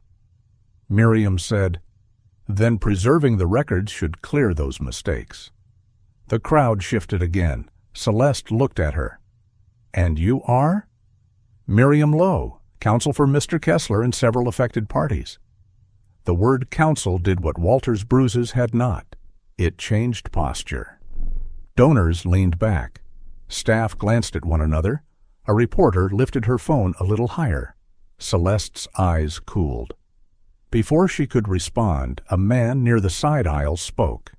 He was middle-aged, wearing a dark green overcoat and the stunned expression of someone whose grief had just been asked to do math. "My mother's name is on that donor slide," he said, pointing toward a display board. "Eleanor Price." Celeste looked toward the board. "Mrs. Price was very dear to us." She was in St. Agnes Hospital the week that form says she attended your winter intake meeting. Silence cracked wider. Celeste's smile did not vanish. It froze in place. I would need to review the specific document, she said. Miriam replied, You will have the opportunity. A preservation request is being filed. That was all she said, not the full box, not the transfer logs, not Dale Mercer, not Nolan Vetch. She placed one tile in the floor and let the room feel the shape of what might be beneath it. Then Nolan Vetch stepped forward. Callum knew him before anyone said the name. Some men carried threat like cheap cologne. Nolan was tall, heavy-necked, head shaved close, black security jacket zipped tight, radio clipped to one shoulder. His eyes went to Walter, then to Knox, then to Callum. This event is private, Nolan said. Miriam turned. Is it? There are public officials and press present. Nolan ignored her. He moved toward Walter. You need to come with me, sir. You're upsetting people. Knox's head lifted. Callum felt the room tilt, not literally, not visibly. But inside him, sound changed. The greenhouse murmur became radio static. The gold lights blurred into muzzle flashes through dust. Walter's old body became Daniel's silhouette, turning back in smoke. Nolan's hand, reaching for Walter, became an arm dragging someone toward a place they would not return from. Callum stepped forward. Miriam said his name. He did not hear it clearly. His right hand closed. Nolan looked at him and smiled, small and pleased, as if this was the argument he understood. Callum saw that smile, saw the gift he was about to hand Celeste. A former SEAL, angry and uncontrolled, threatening security at a charitable fundraiser. The story would write itself before the truth could stand. But seeing it was not the same as stopping. He took another step. Knox moved faster. The German shepherd left Walter's side and cut across Callum's path, planting himself directly in front of him. His body was rigid, ears forward, tail low. He barked once, not at Nolan, at Callum. The sound struck him harder than a command. The room froze. Callum looked down at the dog. Knox's amber eyes held his, fierce and unblinking. There was no fear in them, no confusion, only refusal. Not this way. That was what the dog said without words. Not through your old war, not through your fist, not by turning pain into orders again. Callum's breath came back rough. He opened his hand. The first thing he felt was shame. The second was gratitude, which was worse because it required humility. Knox did not move until Callum took one step back. Miriam stepped into the space before Nolan could recover it. Mr. Vetch, she said, voice cool enough to frost glass, if you touch my client, I will make sure your name appears in the emergency filing in bold. Nolan's jaw shifted. He looked toward Celeste. Celeste's face gave him nothing. That, more than Miriam's warning, stopped him. Lyle Corrigan moved beside Walter then, broad and quiet, one hand resting near his badge. I think Mr. Kessler's fine where he is. The reporter's phone remained raised. Celeste understood the room before anyone else did. She stepped forward, sorrow restored, hands folded. No one wants conflict here. Tonight is about care. If there have been misunderstandings, Haven Ridge will cooperate fully. Miriam said, Good. It was not agreement. It was a trap with manners. A few minutes later, Callum stood outside the greenhouse in the falling snow, cold air filling his lungs until the last of the red haze drained from him. Inside, the fundraiser continued in broken fragments. People spoke in low voices. Celeste smiled too carefully. Ada held her violin case. Walter sat on a bench with Lyle near him and Knox at his feet. Callum stared at his own hands. Miriam came out without her coat buttoned, as if anger had made her warm. You almost gave her everything, she said. I know. No, you almost gave her a clean villain, one angry man, one unstable veteran, one dangerous dog. She would have wrapped every stolen pension and forged signature inside that story and served it with apple pastry. Callum swallowed. "I know," he said again. This time he did. Through the glass, Knox looked out at him, not accusing, not forgiving either. Dogs were merciful in that way. They did not confuse correction with abandonment. Callum lifted one hand, not quite a wave.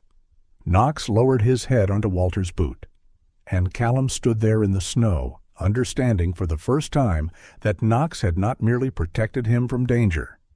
Knox had protected every name in that metal box from the man Callum almost became.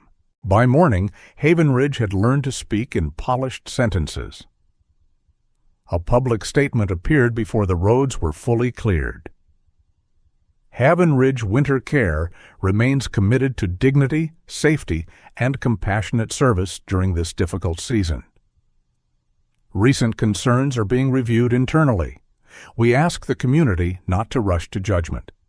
Miriam Lowe read it aloud from her phone at the old freight depot, her face so calm it made the words feel even colder. "Reviewed internally," she said, the hymn of guilty institutions. Dr. Petra Haldane, who was kneeling near the depot stove and threatening it with a wrench, snorted. "If I reviewed myself internally, I'd also find myself delightful." Walter Kessler sat on a folding chair with Knox pressed against his knee. The old man looked better and worse at once. The color had returned to his lips, but bruises had bloomed fully across his face, making him look as though winter had tried to write on him and lost patience halfway through. "They'll say paperwork failed," Walter said.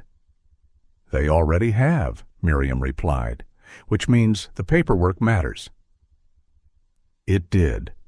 By noon, Evelyn Strake's preservation order had landed on Havenridge like an iron door closing. It did not accuse, it did not shout. It simply commanded records were to be preserved. Intake files, financial authorizations, mail logs, transport schedules, incident reports, digital backups, scanned archives, staff communications, donation inventory, medication logs. Nothing was to be destroyed, altered, transferred, or conveniently lost. Callum Archer had once believed force announced itself with noise. Now he watched a quiet court order do what his fists could not have done. It made powerful people stop touching paper. Orson Keel arrived shortly after lunch in a gray Subaru that looked as if it had survived every winter since the invention of regret.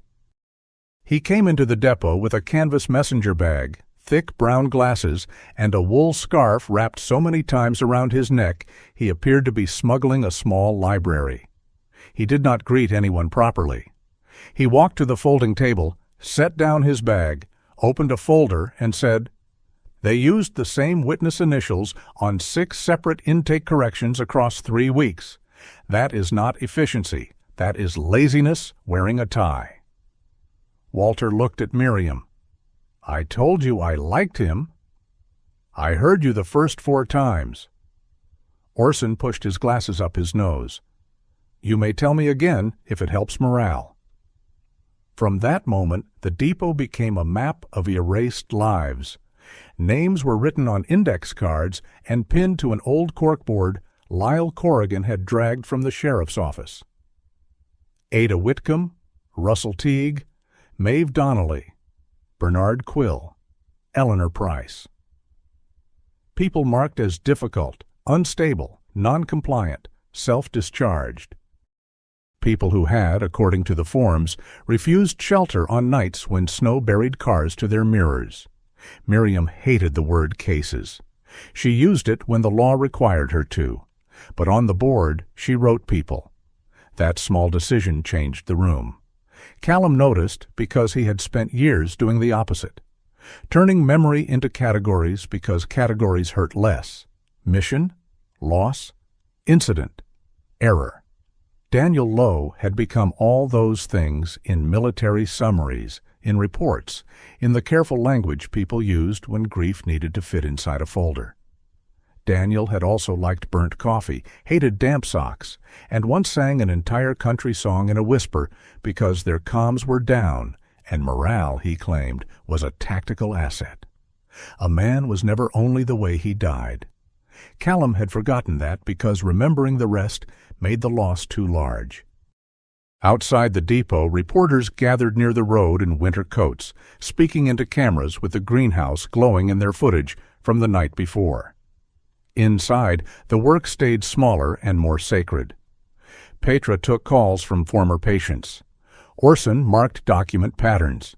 Miriam drafted statements.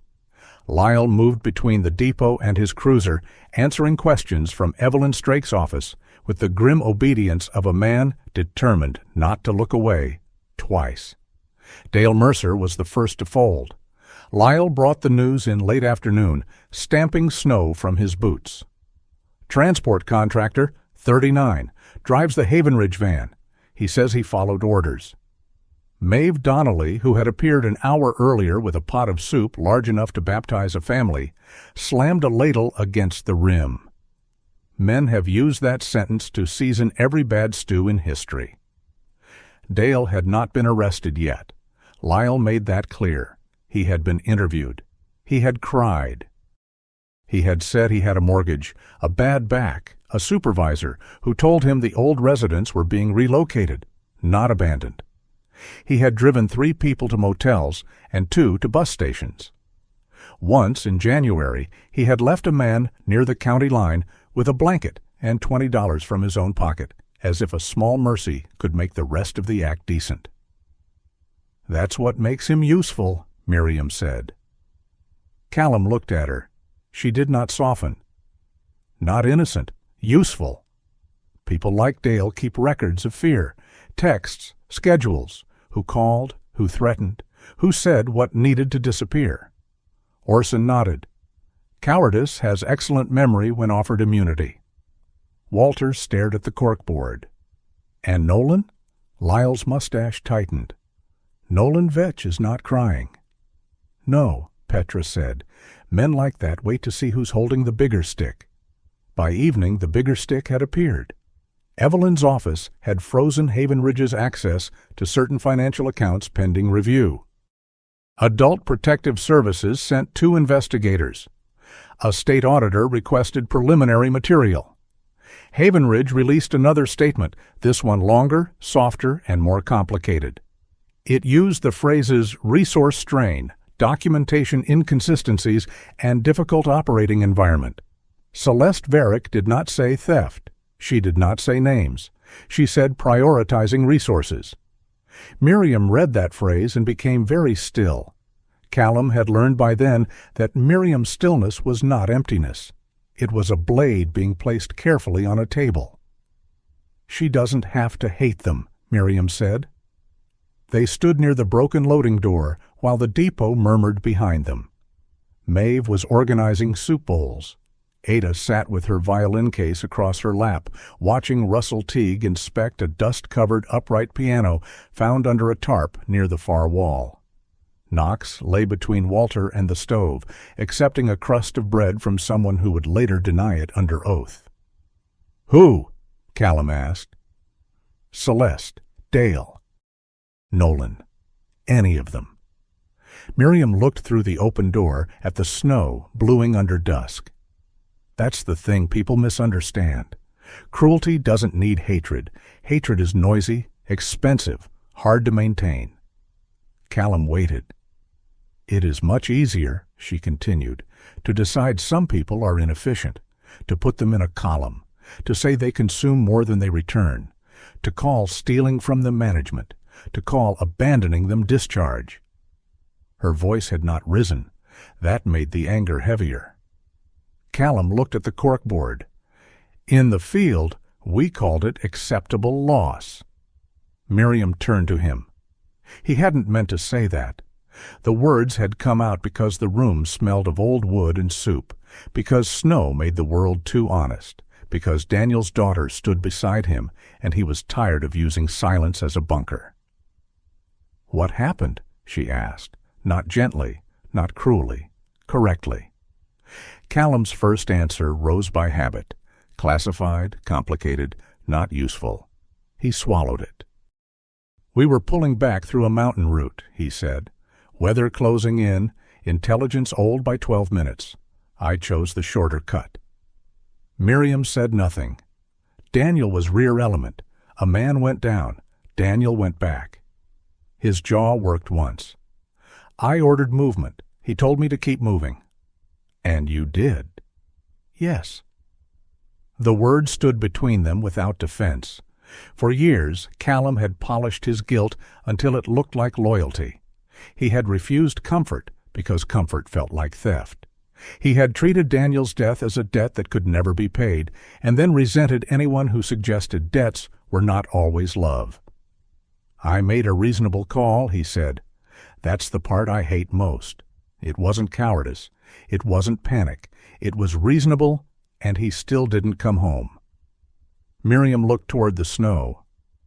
"My father hated mushrooms," she said. Callum blinked. It was the last thing he expected.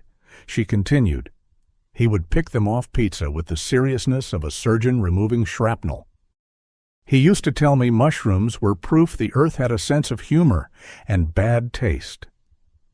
Callum could see Daniel saying it.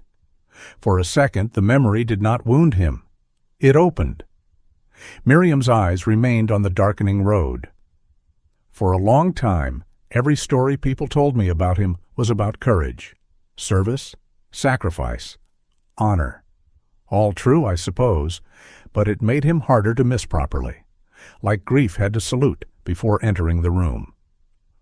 Callum could not speak. She turned to him then. "I don't need you to suffer forever to prove my father mattered." The sentence entered quietly.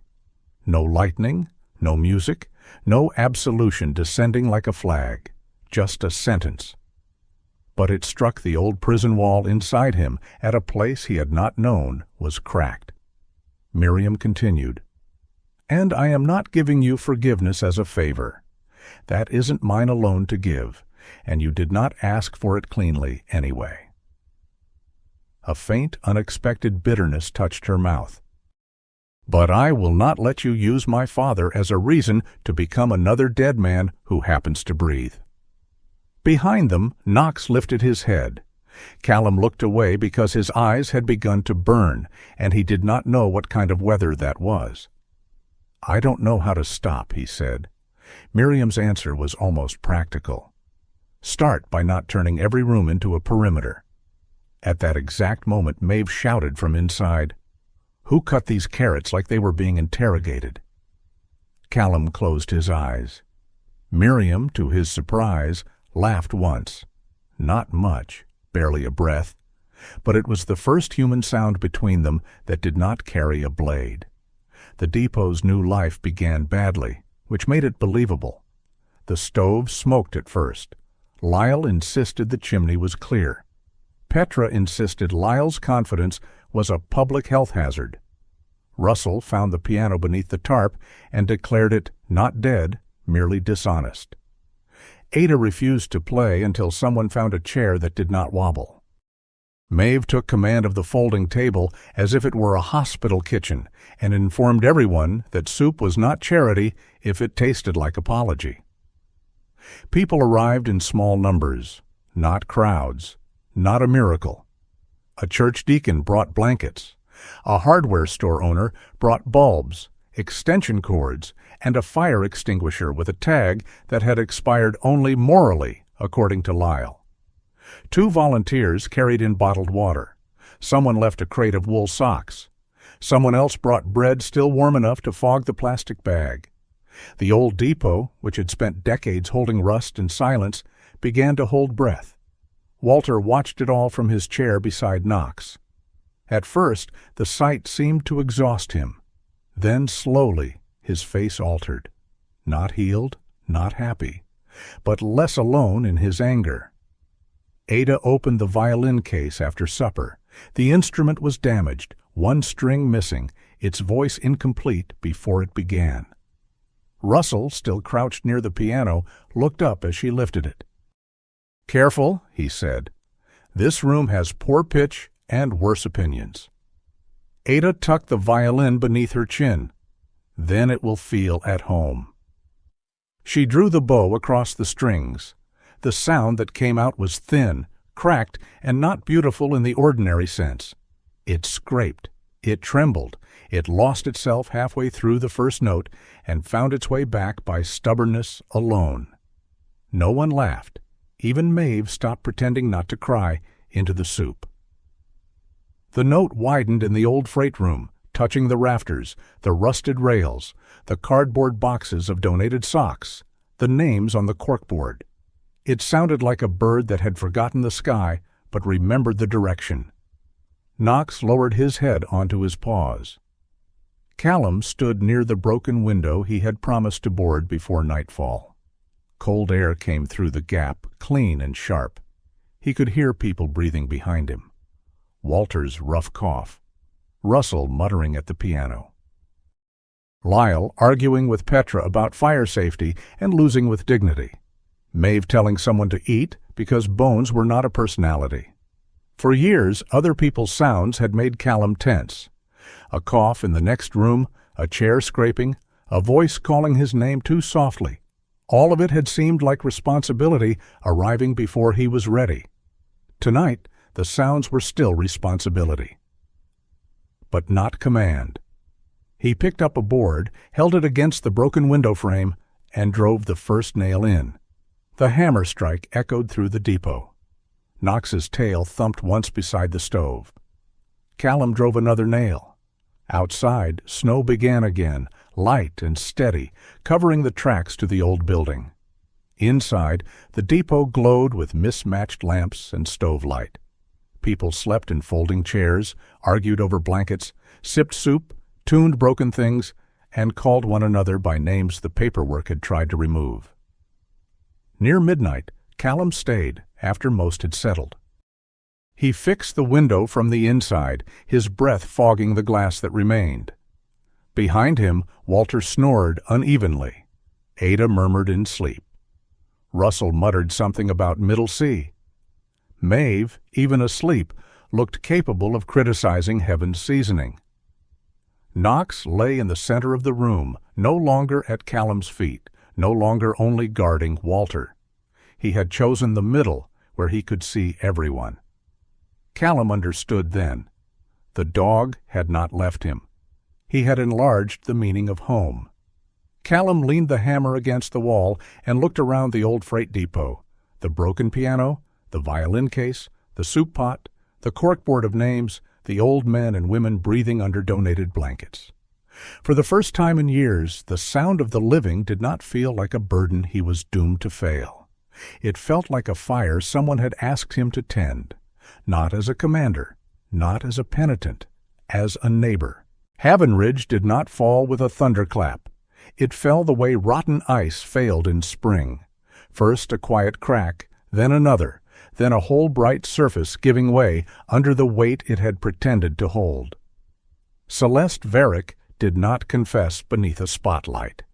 She did not break down before cameras or beg the town to understand.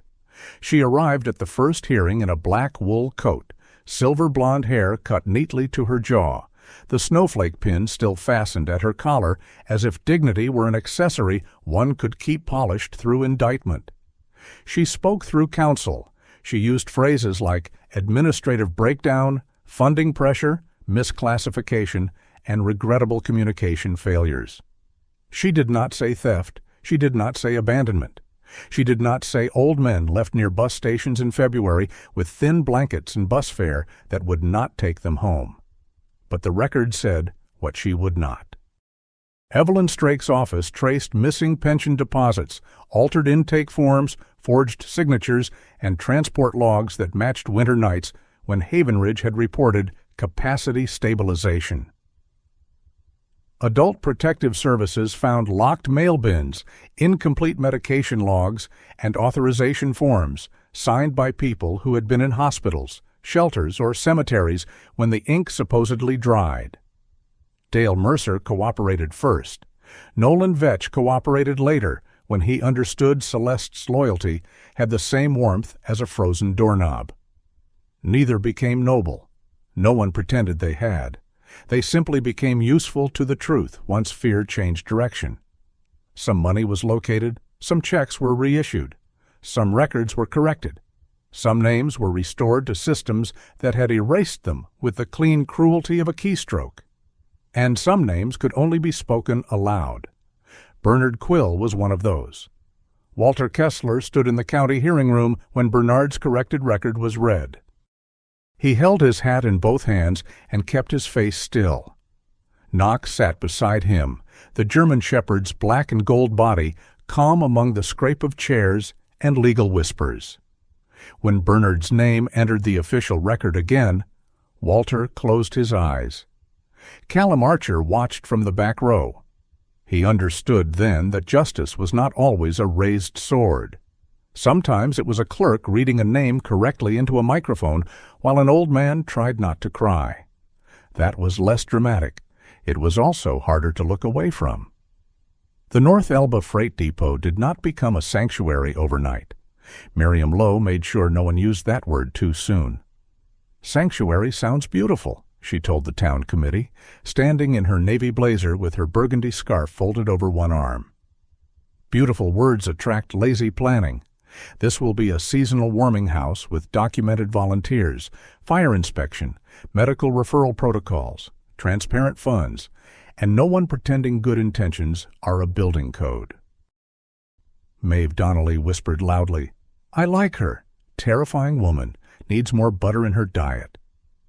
Dr. Petra Haldane heard and said, "Everyone needs less of your butter, Maeve. We are trying to keep arteries open, not polish them shut." "Arteries are cowards," Maeve said. The committee meeting improved after that. The depot was patched in stages.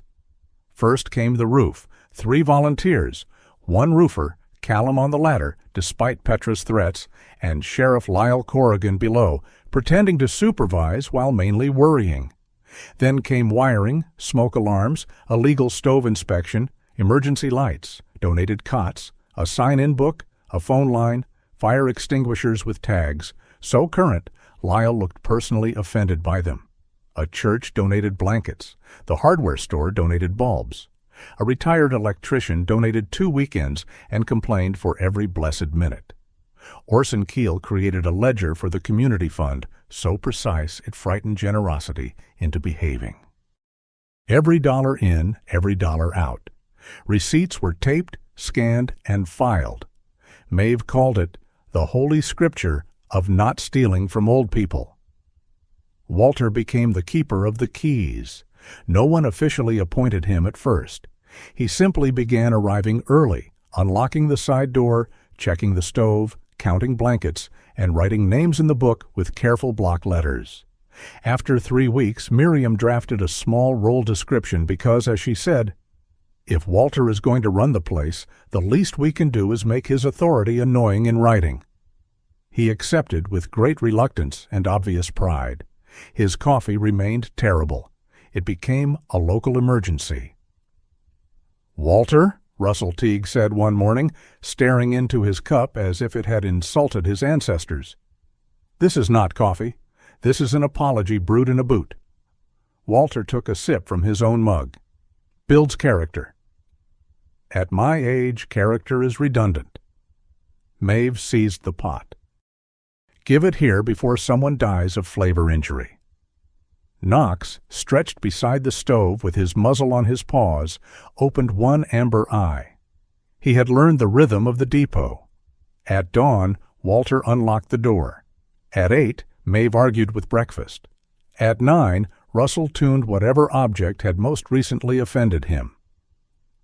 Ada Whitcomb arrived after lunch with her repaired violin case tucked under her arm, and the room changed as if music were a small lamp she carried. The instrument shop began by accident, which made it honest. Callum had repaired a cracked radio on the freight table because his hands needed something to do while the committee debated liability insurance. Then Russell found the upright piano in the far storage bay and declared it a prisoner of criminal neglect. Ada brought in her violin, not to play it first, but to ask whether the split in the lower bout could be stabilized. Walter remembered how to replace leather straps on old brass cases from his military band days. Someone brought a mandolin with a broken neck. Someone else brought a trumpet dented flat on one side, as if it had lost a fight with a door. By February, one half of the depot smelled of wood glue, metal polish, coffee, soup, and wet wool. Callum wore his olive-drab combat shirt beneath a scarred leather apron now, camouflage sleeves rolled to the forearms as he worked. The horizontal bands at the upper arms had faded further, but they remained, ghost marks of a life that had taught him discipline before it taught him gentleness. In the apron pockets he carried small files, bridge clamps, folded sandpaper, and his father's wooden-handled screwdriver. He did not fix things to make them new. He had learned better. A repaired instrument was not innocent of damage. It carried the crack, the solder line, the patch. The slight change in voice after stress had passed through the wood. Callum began to love that. Not the breakage, but the stubborn music after. One afternoon, Russell caught him sanding the edge of a mandolin too carefully. "You're not building a courtroom argument," the old tuner said from the piano bench. "Leave the thing some personality." Callum lifted an eyebrow. That professional advice? Spiritual, unfortunately. Across the room, Ada laughed. It was a small laugh, but the depot had become skilled at making room for small things. That was the re-education of winter. Not every miracle arrived wearing fire. Some came as a laugh from a woman who had once been afraid to open her violin case. Miriam stayed through the first hearing and left 3 days later. She did not say goodbye in the depot. Too many people would have tried to turn it into a ceremony, and Miriam disliked emotional ambush almost as much as sloppy documentation. Instead, she found Callum under the front awning at dusk, where snow fell in slow, lit pieces beyond the yellow porch bulb. The repaired sign above them read, "North Elba Warming House and Instrument Repair." The paint was still uneven. Russell had complained about the spacing of the letters for 40 minutes. Maeve said if anyone stared at spacing while holding soup, she would feed them the spoon. Miriam stood with her gloves in one hand, looking out at the tracks buried under snow. "My father liked old instruments," she said. Callum did not answer too quickly. He had learned that silence could be shelter if it had a door in it. What kind? Anything with a story inconvenient enough to survive. Her mouth curved faintly. He said a cracked guitar had better manners than a new one, less eager to impress. Callum looked through the window. Daniel Lowe's daughter was reflected there beside him, not softened by grief, not hardened by it either. Made precise. "I never knew that," he said. "There is a lot you did not know about him." "I know?" She turned toward him then. Years ago at the memorial, she had asked whether Daniel had been afraid. Callum had given her a clean answer because he thought cleanliness was kindness. Now he understood grief did not need clean rooms. It needed true ones. "He was afraid," Callum said. Miriam's face did not move. Callum continued, "Not at the end only. Before that, too. We all were. He made jokes when he was scared. Bad ones. Sometimes he sang under his breath. He hated mushrooms and loved terrible coffee if he made it himself. He told me once that courage was mostly embarrassment refusing to sit down." Miriam looked away fast. The snow fell between them and the dark tracks. "Thank you," she said. 2 words, not forgiveness, not absolution. Something better, perhaps. Permission for truth to arrive late and still matter. Callum's throat tightened. "I'm sorry I gave you a statue when you asked for your father." Miriam closed her eyes once. When she opened them, there was pain there, but not the kind that demanded payment. "I am not here to clear your debt," she said, "and I am not carrying mine for you." "I know?" "Do you?" He looked at the porch light spilling onto the snow. I'm learning." That answer seemed to satisfy her more than confidence would have. Inside, Knox lifted his head from beside the stove and looked toward the door, as if checking whether the humans were managing without supervision. Walter, behind him, was accusing Maeve of hiding the decent coffee. Maeve was accusing Walter of crimes against beans. Russell was playing one note on the piano over and over until it stopped lying. Ada tuned her violin near the window. Miriam listened. "My father would have liked this place," she said. "The legal structure or the arguing?" "Yes." This time they both smiled. Not much. Enough. Before she left, Miriam touched the doorframe of the depot as if marking it in memory. Then she looked at Callum. "Do not turn this place into a monument to your guilt." "I won't." "Or to my father." He nodded. "No." "Good." She pulled on her gloves. "Let it be useful. Living things need useful more than grand." Callum watched her walk to her SUV.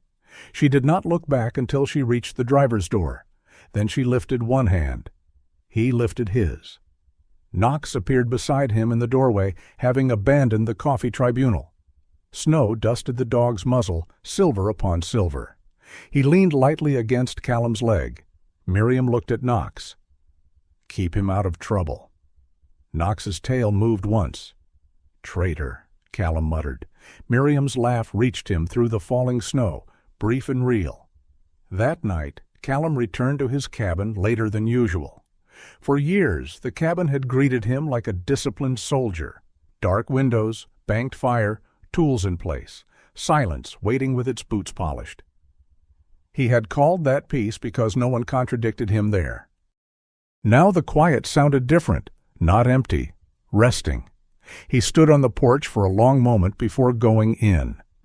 Across the distant trees, the freight depot glowed faintly, a warm rectangle among the pines. Not bright enough to conquer winter, just enough to argue with it. Callum turned on his porch light and left it on.